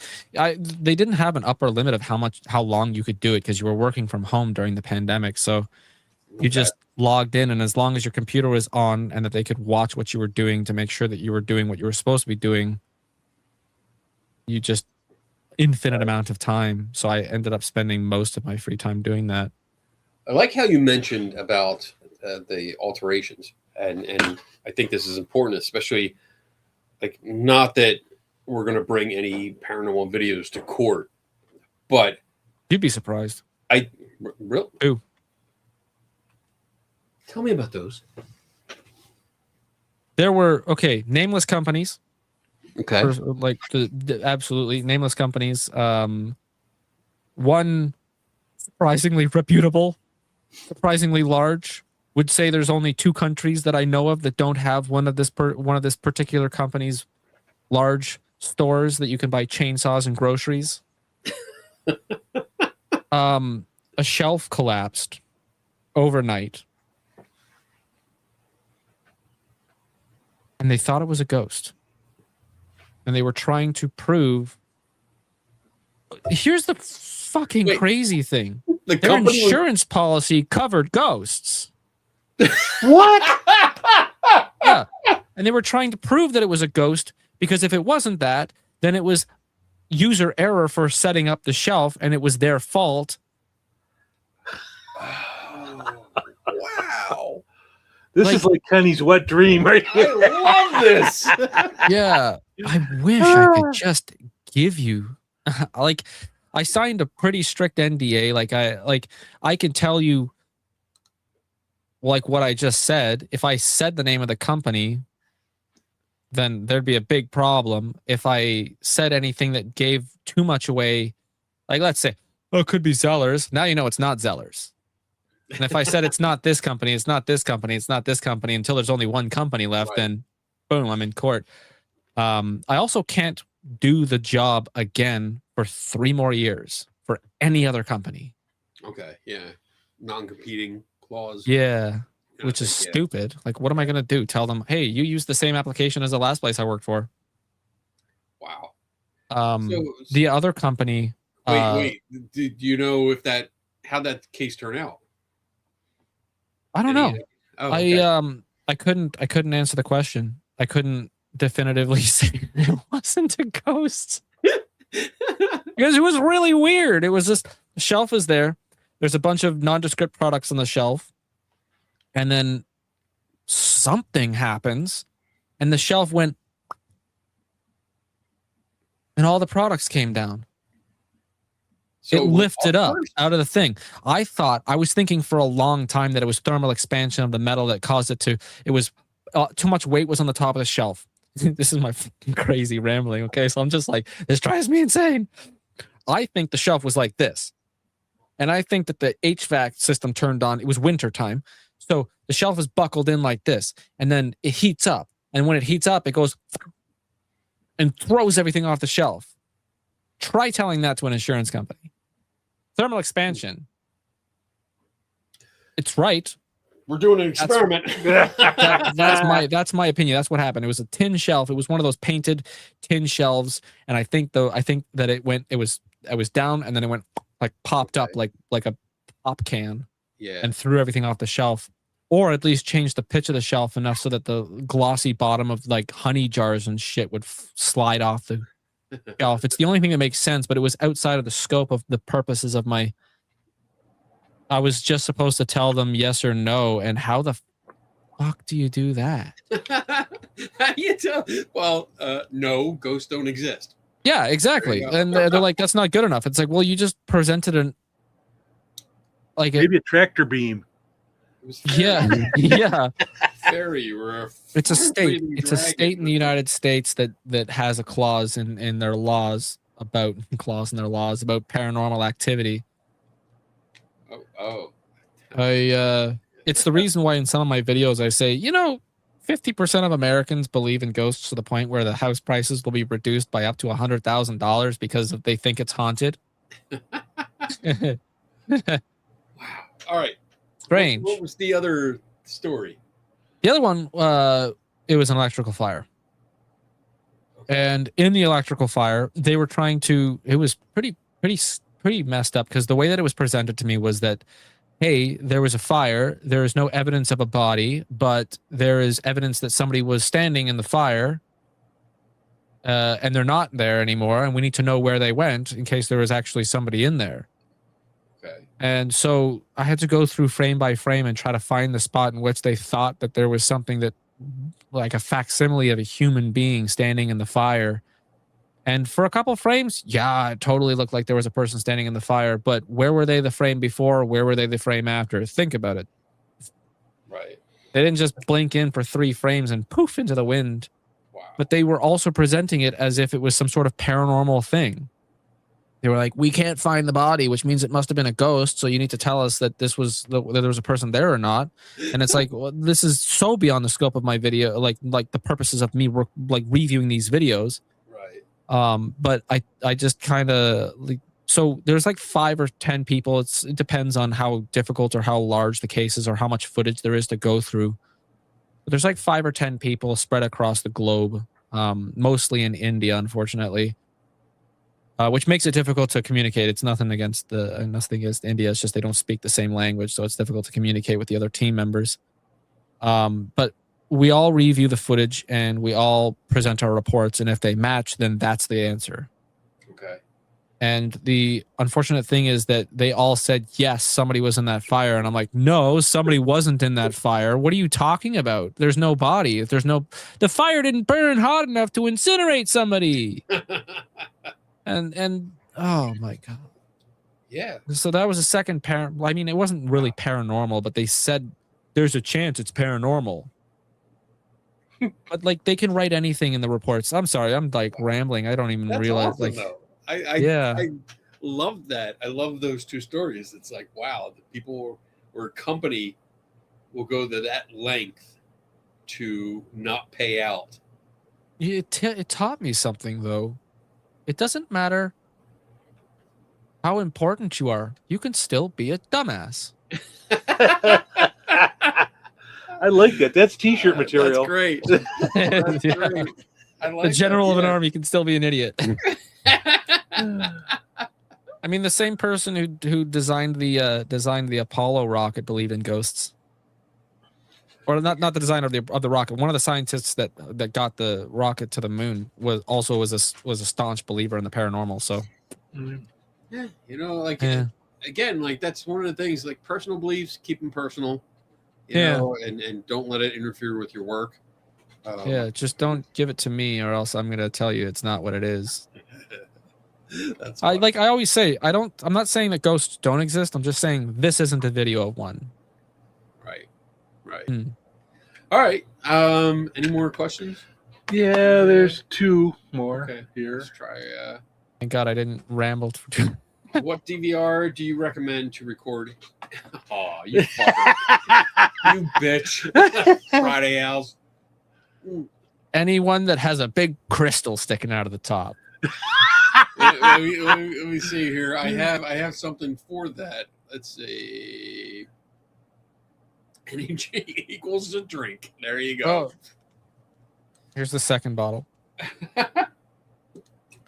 This one's not alcohol either. This is full of caffeine. Yeah, whatever. And then there's this is the last one. It's official. For Nicholas, Kenny, and Tim, which of the 9 lanterns you bitch? John Michael, would you join? Because I put up a post today. Was it yesterday? Yesterday. I'm gonna make a Green Lantern out of an old oil lamp. And it real quick. He was all about the Black Lanterns, and I was like, all right, I'm just making a Green Lantern. That's all I want to do. Are you into like comics and stuff like that? I mean, I think you might be. Not that one. Okay. But I choose the orange one because orange is my favorite color. Oh, nice. All right, there you go. John without an H. I hope that's not a problematic core. All right, let's see. Well, we got about 10 minutes left. Let's do another video, and we'll share this because that's fun. I like doing this kind of stuff. Let me see. Share there. All right. Let me set this up again. I really gotta default. My brother just commented if there's a pink lantern, that's Nick. Yeah, they're like getting all these lanterns out there now too. There's So many. All right. Here we Yeah. go. According to Instagrammer Terra Prime, there could Fucking be tell some 'em. very scary things lurking in the dark. Oh, it's a screen recording a screen recording a screen. It's Camera screenception shows again. a dim room that looks like a large kitchen or cafeteria. At first, everything in the room seems normal. However, that quickly changes when an abrupt flash of light appears near a closed door. The light quickly illuminates what appears to be a human figure. The figure is only visible for a moment before the room is once again plunged into darkness. Jesus Christ. If you watch closely over the next few seconds, the figure seems to stand and move around behind the counter on the far side of the room. Mm-hmm. Okay. In the darkness, it appears as a white mist moving and writhing above the countertop. Okay. Eating the bowl of cereal? After a few seconds, the room is suddenly lit up by light once again, this time by the room's overhead lights. Once the lights are on, we can clearly see that the area near the counter is completely vacant. Yeah, it's because it's a different time. Whatever the strange white shadow was, it disappeared in the instant that it took for the light to come on. Yeah, they were gone the second the first light takes like 9 frames to fully illuminate a scene and have the ISO recover. Right. And so the scene right before he opens the fridge is from an entirely different point in time from there because the light immediately, boom, it's there. It's there. Yeah. Yeah, the fridge is already all the way open. Yep. Yeah. And then the point in which he disappears the second the very first frame of illumination starts, which means that this is three entirely separate time frames that have all been cut together, and that's why you can't see the timestamp, and that's why he's recording the screen. And what's more is that he didn't even actually brighten the video; he's brightened his monitor, which washes more of the details out. And he's got a dead pixel or 2. Plus one's his 3. mouse. 1, 2, 3, yeah. 3, yeah. Oh, also, don't shine laser pointers in your security cameras. I've done this effect where And don't park a friggin' electric self-driving car that has LiDAR. LiDAR destroys your cameras. Destroys them. Really? If you're going to take anything away from this, if you have a Tesla, back it in. Don't ever point a car that has a LiDAR. I don't think Tesla has a LiDAR array, but any car that has a LiDAR array, it will punch holes in the CMOS panel on the inside, or the CMOS panel. Yeah, CMOS panel. Right. It'll destroy it, completely destroy it. I hope that helps anybody. But yeah, this is see the problem with static shots. Wow, look at are those bar stools that just poof. Yeah. But yeah, see, the second the first frame of illumination is there, he's gone. Poof. Yeah. And the illumination is too great for how long it would have taken. So if you look at the following frames and you see the scene slowly brighten up as the light like fully floods the zone. Right.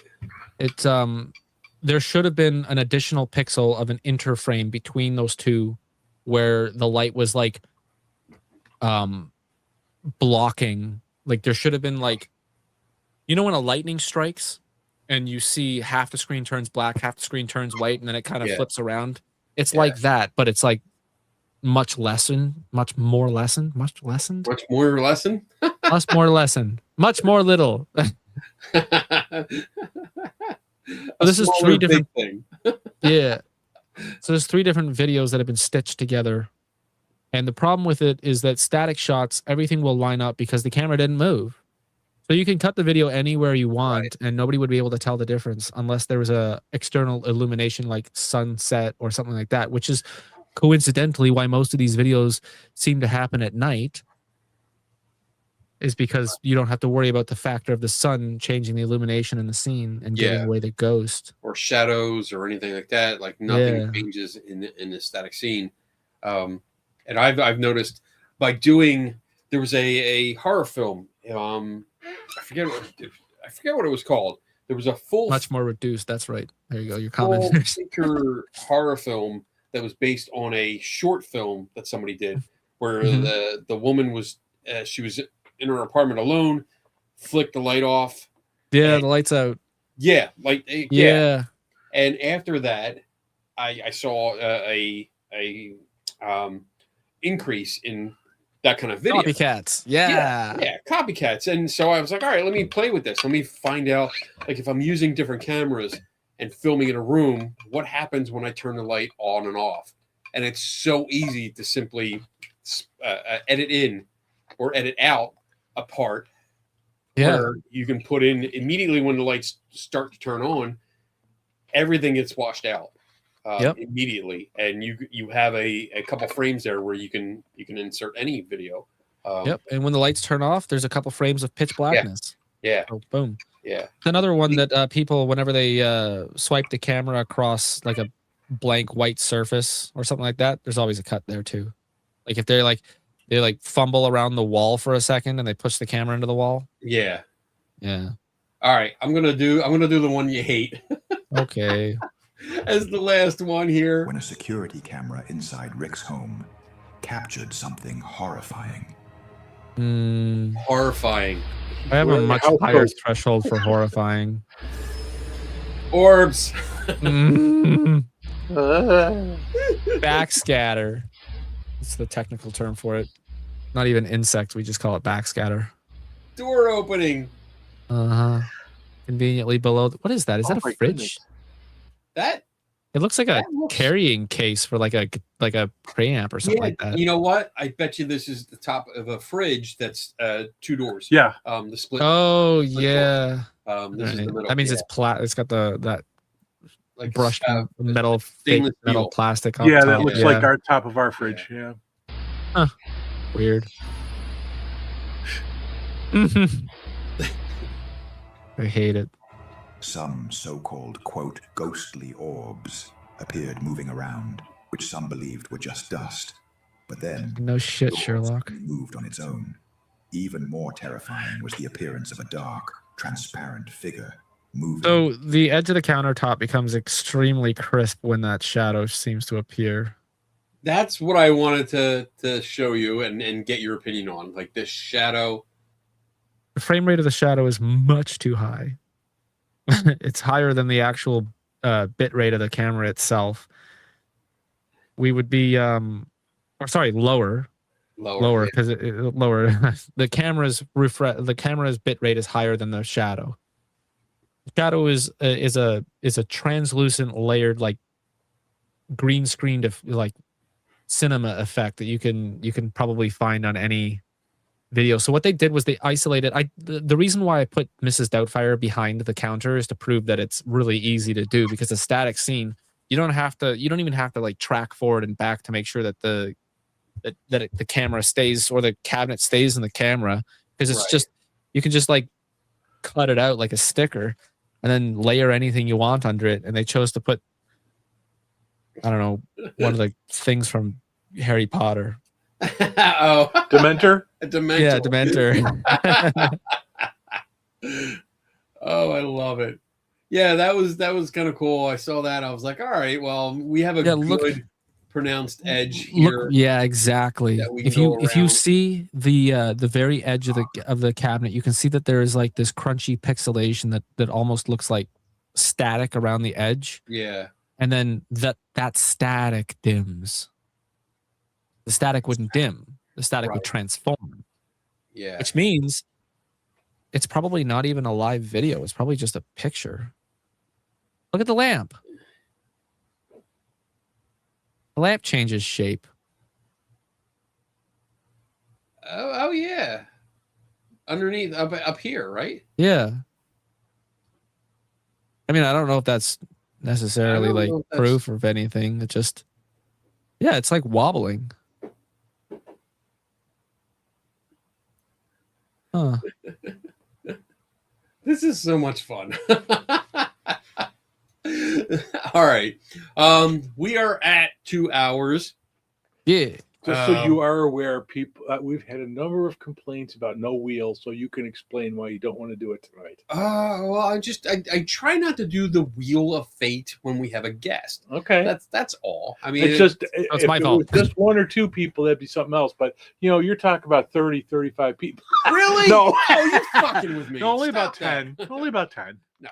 I usually try not to do it because I want to focus on the guest. Because right. I like I want to hear what you have to say, and I want to. I am just making the point, so you may alert the folks why. I know, and I'm already behind. It's your show, so no worries. Prizes, so I don't know more people. Oh, that's why. So you haven't shipped the other prizes out for the year. What we will do? How about this? All you people in the chat that are bitching at me. How are you on time? Are you good? Can you go for a little bit longer? Me? Yeah, you. Oh yeah, I got nothing. I got nothing to do. It's Friday night. How about you? I'm gonna play video games I'm after. fine. That's about it. Okay. So how about we play another break song? We can go do that, and we'll come back for a little bit more. Maybe we'll do a spin. Maybe we'll do another video. I think I have like 1 or 2 more, and then we'll go from there. How about that? So let me find. Where's Tim's? Tim Binga video. There we go. 3 minutes and 48 seconds. That's plenty of time to pay. All right. Here we go. Well, in your office, yes. I got the pens on. I don't know what you're. All right. We'll see you in like a little bit less than 4 minutes from now.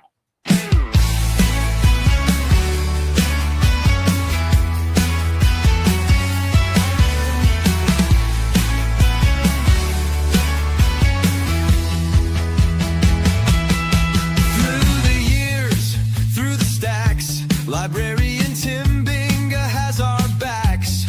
Lost in research, deep in the lore. Tim has the answers and so much more. An unsung hero of CFI answers the call. Obscure reference man knows it all.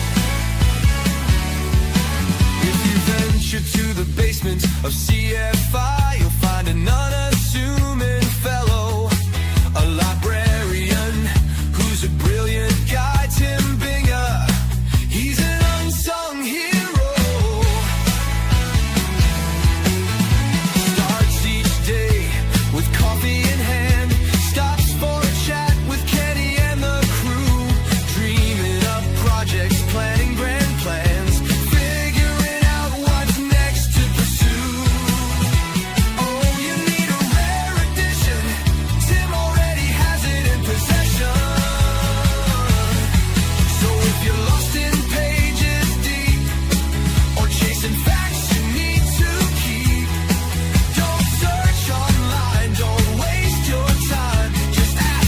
He's in his prime. Through the years, through the stacks, librarian Tim Binga has our backs. Lost in research, deep in the lore. Tim has the answers and so much more. An unsung hero of CFI answers the call. Obscure reference man knows it all. If you venture to the basement of CFI, you'll find an unassuming fellow, a librarian who's a brilliant guy, Tim Binga. He's an unsung hero. Starts each day with coffee in hand, stops for a chat with Kenny and the crew, dreaming up projects, planning grand plans, figuring out what's next to pursue. Oh, you need a rare edition? Tim already has it in possession. So if you're lost in pages deep or chasing facts you need to keep, don't search online, don't waste your time. Just ask Tim, he's in his prime. Tim's in his prime. Tim orders books before he's asked. He's kind of psychic or maybe a sage. His vast knowledge leaves us aghast. He knows each title, every dusty page. If there's doubt or something's unclear, need a fact, he's quick like that. Tim's got the reference, have no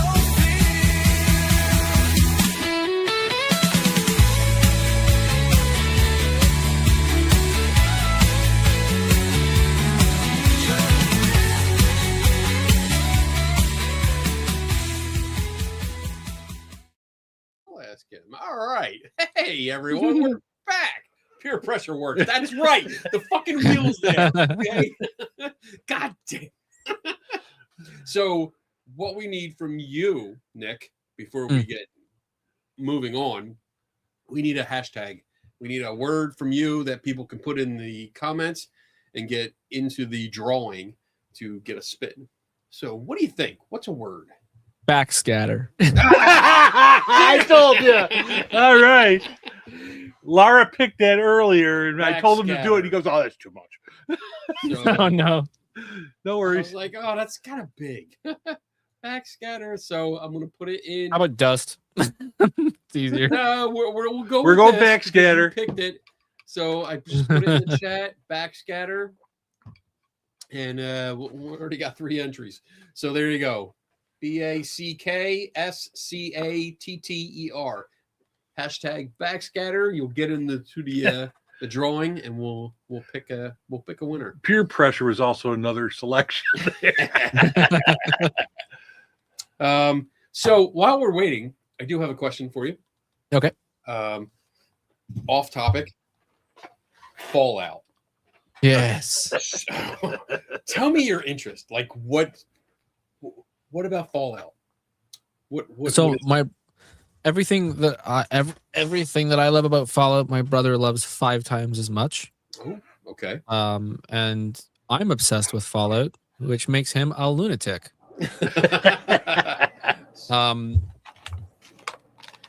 What do you want to know? So when the series came out, so I saw it, I saw the commercials, I was like, all right, I know of the game. I hadn't played it before. So I went and got Fallout 4.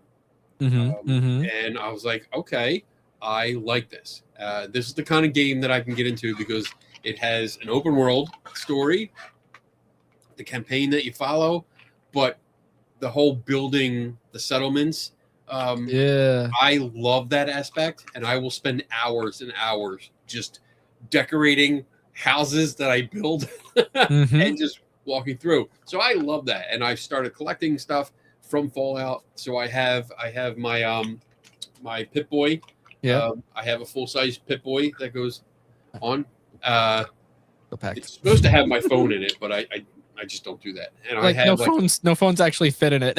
I know. I do have an off-brand Lego of a Red Rocket station. Nice. That I have set up. And that's even the Pip-Boy has the little cassette that goes in the top. I was able to get that, and a few other things that I just have laying around. So I like it. What draws you into it? I don't know. So my first exposure to Fallout was Fallout 3. And my brother and our friend at the time were so obsessed with it that I was like, I must be obsessed with it too because they're so obsessed with it. And then I did get obsessed with it. And it was probably one of the first open world games that I had ever played. And that is one of the things that kind of locked me into it. But it wasn't until Fallout 4 came out, because I played Fallout New Vegas, and really, really unpopular. People hate me. People will hate me for this. Fallout New Vegas is my least favorite Fallout game. I haven't played it yet.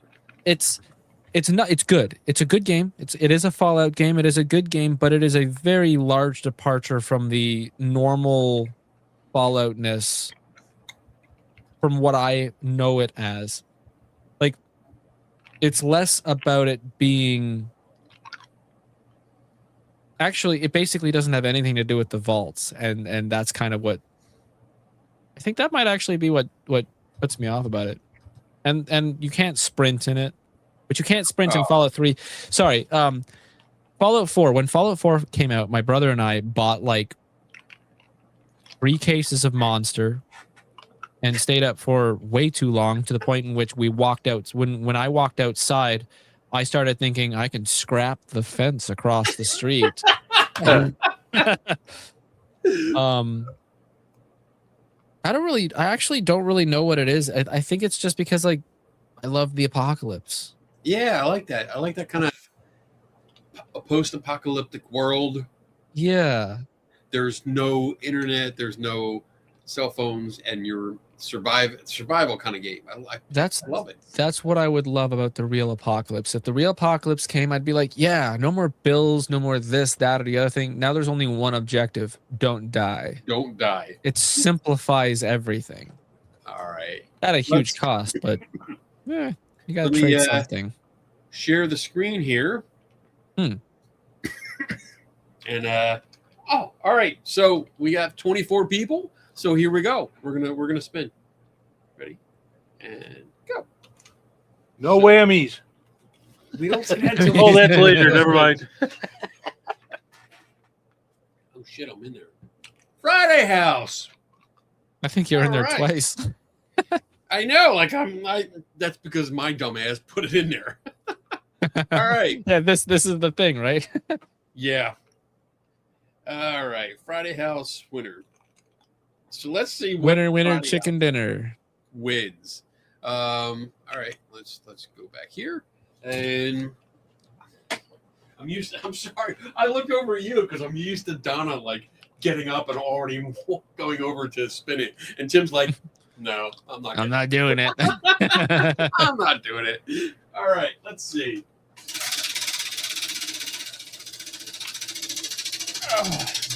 No baggins, no baggins, no baggins.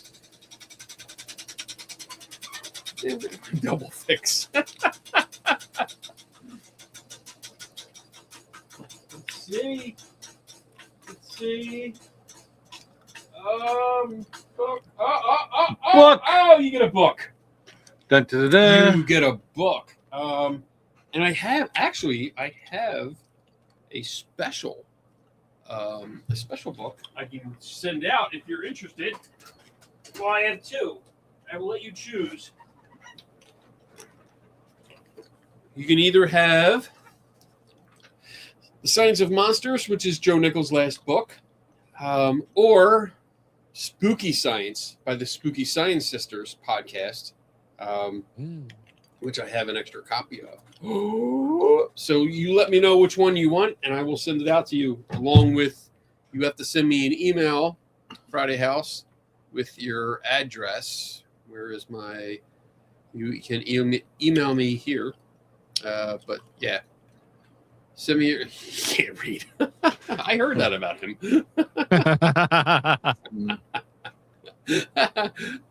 I like books. They hold things up. I can throw them at people. No, we can't. Well, not anymore. Yes. Yeah, you don't have to decide right now, Friday House. You can let me know. Take your time. I'll be here like all week. So yeah, anyway. but he'll mail it next year. So well, we're done. All right. So we don't have any more. Let me see what I have. I have one video here. Oh, I actually saved one video twice. No, that's good. I don't want to do that. I have 2 more videos. Actually, 3. Right. But I don't want to play the third one because it's stupid. I might play it anyway. We'll see. Yeah. I mean, you made me watch the one that I hate. Yeah, but I'm in control. Yeah, that's true. All right. So let's pick. I just got the clip of the Homelander from The Boys saying, and I can do whatever the fuck I want. I started using that in my videos, being like, you don't like it, it's my channel, and that I love that series. I thought it was great. Me too. All right, here we go. At first, the security guard looked up as if he had seen something strange. Then he suddenly bent down. Only camera 1, no actual timestamp. As if he had seen something that frightened him. Moments later, out of Screen recording a screen. Oh, okay. I think I've seen this before. but only its legs. Hey, you're not supposed to be there. Whoops. Then let me get out of here. After that, it disappeared. This looks like legs because the top half of the person's body is blending in with the background. Right. Looks like they're naked, which means they're probably skinny dipping or something. Ooh. Are they naked?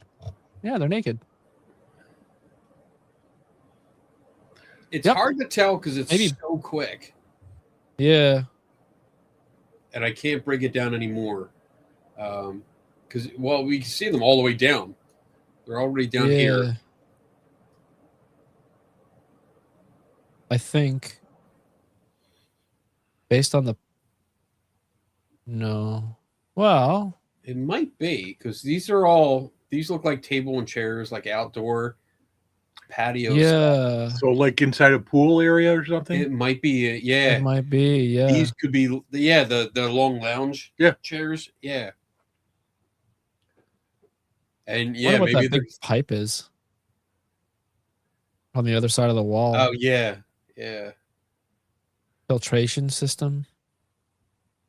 I don't know why the security. I mean, the security guard is walking on this side of the wall. Chances are the outside of the wall is unimportant to his job. Right.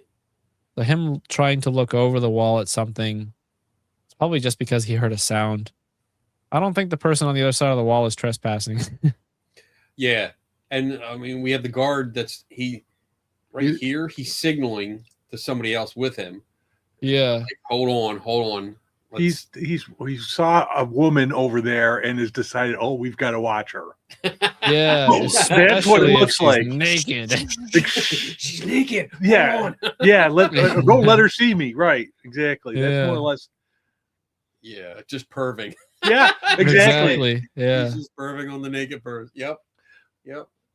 But since the other side of the wall didn't get seen, he's fine now, right? Yeah.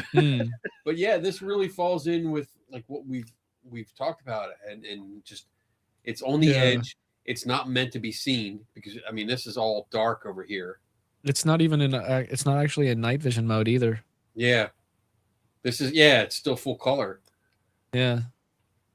You might be able to see more details if it was in IR. IR does carry a little bit further than regular light, but it's not processed the same way, so it doesn't matter. See, that looks like legs right there. That looks like all leg. That looks like a sufficiently bare legs. Yeah. I think that's a naked person. Oh wait, hold on. Go back one frame. That looks like shorts. Yeah. I don't think they're naked. Ah, bummer. Huh. Maybe. Maybe. Yeah, I don't know. It's so blurred. Looks a lot spookier on these single frames though. Right. Like the person's in such a rush too. Like, can you imagine how steep that is? And she just like popped down. She could have slipped easy. Yeah. Especially if there's water near the area. Right. And look at those look at the exposed rebar. Oh yeah, all around here. Man, if that carries around the other side, weird. This is like an optical illusion though, looking at these. I'm not sure what it looks like an overflow spillway. Yeah, I'm not sure what we're looking at here. Yeah. If it was somewhere where somebody was supposed to be, there would be a grate on top. Well, I mean, there wouldn't be exposed friggin' rebar. Right. Yeah. Maybe she is somewhere where she's not supposed to be. But where that is, we'll never know because this is the only video we're ever going to see of this. Well, and the other fact, you have like some trees or something up on the left, some kind of plant. Yeah, it looks like bamboo almost. Yeah, so maybe it's just an area that is like a garden-y area with some stuff there. So that could all be just garden type stuff on that whole thing on the top. Kind of looks like infrastructure for like a hydroelectric dam. No, that's way no. There we go. I'm stretching at this point because I really want to answer it, and when you get to that point, you should stop looking at it. All right, let's. There's that. I think the last one that I really want to show you is this one. This eerie piece of footage was uploaded to fucking Callum. back in May 2014. The CCTV camera shows a parking lot in an unknown location. Before long, a car is seen exiting the car park. Watch what happens. Clarity thing. Well, I know the person stopped, but See, some kind of dark figure appears to pass right through the car. what's with the color key? Color is wrong. Compression rating's wrong. The baud rate is wrong. The bit rate's wrong. It's the resolution is wrong. The video frame rate's too wrong. The amount of clarity is wrong. This is an advertisement for something. They look around, but there's Look at no one the there. refresh rate. Why would you need a refresh rate? Why is the road what you're recording? A second passenger exits the vehicle and begins searching as well. As this happens, the driver seems to pick up something off the road. Oh my God! Is Tell this? what it is, but the driver discards it back onto the pavement. Cite him for They littering. enter the car and drive away.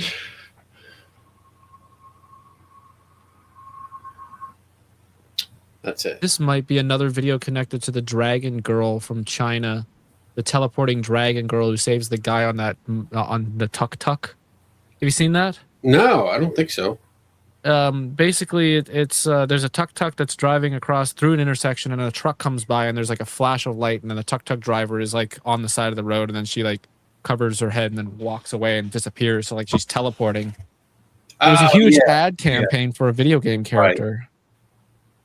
The only thing that I really I noticed was that as they drive, like this thing comes out to the side, floats, and as the car passes that spot, now we have that white bag or whatever that wasn't there when they drive up. Hmm. And it actually flips up. Well, no, maybe it doesn't. Yeah, it might just be pixel settling. Yeah. Could it be that that was some piece of litter that blew into the ground into it? Yeah. I think And it's then that staged. white paper, you didn't see a good shot of it, but it was a piece of paper that blew in, and that was what the distortion was. And even when he goes around, this guy comes around, you can see part of him disappears. It's so bad. As this happens, Yeah. I think this has been artificially compressed. I think this is a regular cinema camera that's been set up to look like a security camera. The timestamp isn't correct, even for China. The timestamp isn't correct. They work off of a two number, not a one number, two number. The top left is it means the time code 0231 instead of 0231. Oh, yeah. okay. Yeah. Otherwise, it could, could be like 2 a.m., 2 p.m. I mean, I guess it would be 2 a.m., but we 2 still a.m. need to see the 0 to make sure that there wasn't some sort of error. Right. And the The clarity is way too high. The infrared, there's no defined infrared zone, which means that it's not actually in night vision. So it's recording in daytime. The resolution is both high and not high at the same time. The clarity of the vehicles in the parking lot is way higher than the clarity of the trees or the vehicles on the road over there. Right. There's also no bubble effect, so it's not a wide angle lens. And there is a slight depth of field because the lamppost in the foreground is slightly blurry. That doesn't happen with security cameras. Everything is the same clarity. Yeah. Plus the flaring of the headlights. It's giving streaks, which means there's a glass lens. Glass lens doesn't go on a security camera. It's a crystal lens. Clarity is a Interesting. Okay. frame rate's way too high for what looks like it should be a 2002 security camera as well. Like, there's no way a security camera would have that high of, like, you would trade resolution for frame rate. Right. Cool. All right. I think that's staged. Yeah. Yeah. Cool. All right. All right, we're good. We don't have any more questions. We're good, and that's all my videos. So that was fun. That was a lot of fun. I hope it was as entertaining. I forgot everything I've said so far. That's okay. I mean, this is what happens when we're looking at stuff. We're looking at details. You're trying to focus on that, and we're in the moment. So yeah, love it. I've forgotten that we were live streaming 5 times. That's good. Yeah, that's good. Yeah, you don't have to worry about the audience. It's just us. We're talking about it. We're talking shop. So we're just tunnel visioning. Yeah.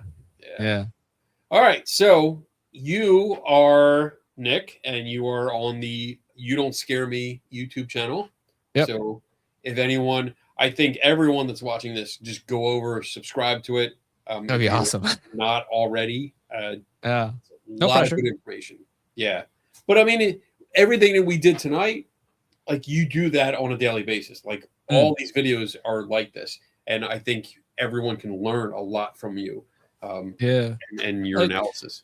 I try not to cry string. I have a pretty good grasp of physics when it comes to like leverage and things. Like for instance, somebody there was one video where somebody had brought industrial or commercial fridges into a house, and they were like, "Oh, this knife fell off the top of the fridge," and it wasn't even just because the fridge motor turned on, which would rattle it off the top of the fridge.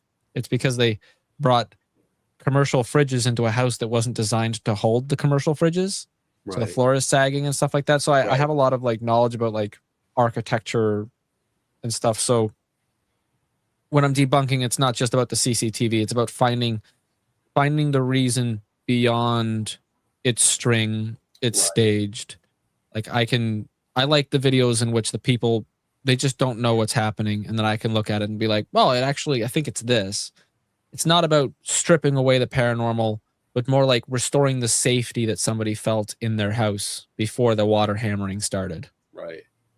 Yeah. And I agree. I mean, it's not saying string, thread, fishing line. That's easy. It's also usually the answer, though. I mean, granted, yes, a lot of the videos, there were quite a few that I didn't pick. Because as soon as I saw them, I'm like, all right, they're using lines. They're moving things with lines. Yes, it's painfully obvious. I'm not using those. I wanted something more focused on the camera aspect, like the faults of the camera. What can we learn? You picked fantastic videos. Yes, awesome. I was worried. I was really worried. I was like, oh, these suck. No. I will say the hotel cart one, kind of hard to explain. I mean, it's not hard to explain from a paranormal aspect. It's from a technical aspect. Right. There should be it should be easier to explain what's happening, but I guess there's a limit to. I mean, can't know everything, right? Well, we have limited information too. I mean, all we're going off of is cell phone recording a screen, 10, 15 seconds of video. You know, we don't know the type of camera that's being used. We don't know anything else about the environment. So yeah, I mean, if we had other angles, sure, there's another angle to that camera, but or if we had a video file from the DVR and not the one from your cell phone. Well, not your cell phone. I mean, you know what I mean. Yeah, their cell phone. Yeah, because that's always.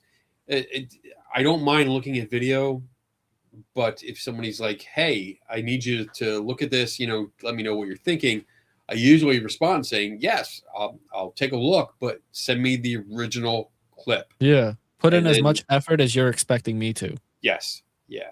If you send me a video of a video playing on a monitor, that's lazy. There's a video a couple of days ago. Off. Yeah, get the file off there. Show me the original one, and then we'll go from there. Because I can't. I mean, I don't know what phone you're using. You move around, you shake, you're excited because something happens, and if you're not adjusting for the brightness of the monitor itself, it's not showing me the real picture. So yeah. And sometimes people leave the flash on. Yeah. What's that light floating? That's Yeah. your flash. Like, why'd you even upload this? Yeah. All right. All right. So thank you. Hang out until after the outro. But everyone else, thank you for hanging out with us for the last 2.5 hours. Yeah. Thanks for spending your Friday night with us or Saturday morning, wherever you are in the world. And have a great weekend. Remember, never stop learning. And I'll see you next week. Yep. All right. Bye. Hey, diddle diddle, here's a little riddle. Who's the best debunker? Is it Kenny Biddle? Oh, he's good, not just a little. Not at the bottom or even the middle. Strike a chord like a fiddle. Tasting the rainbow like a skittle. That's fragile and brittle. You can watch him take a problem and start to riddle the problem away. He does not play. He takes his job so seriously. He loves a challenge and won't turn you away. He's such a skeptic, he keeps those believers exposing the fake. It wouldn't take him long to find a needle in hay. Use a magnet then, damn it. Now take a drink of Kenny's specialty. Someone may say that's not for me. To each their own, will be. Man, Kenny's such a skeptic, drinking skeptical tea. Like and subscribe, everybody, turn notifications on. And go watch his show and forget about this song. Mr. Wizard or Bill Nye the Science Guy. Can you remember? You like Kenny better, so head to the skeptical help bar and meet the bartender. Pick up a drink and relax, cause nobody does this better. Not even close, not even a little. He's the one and only Kenny Biddle.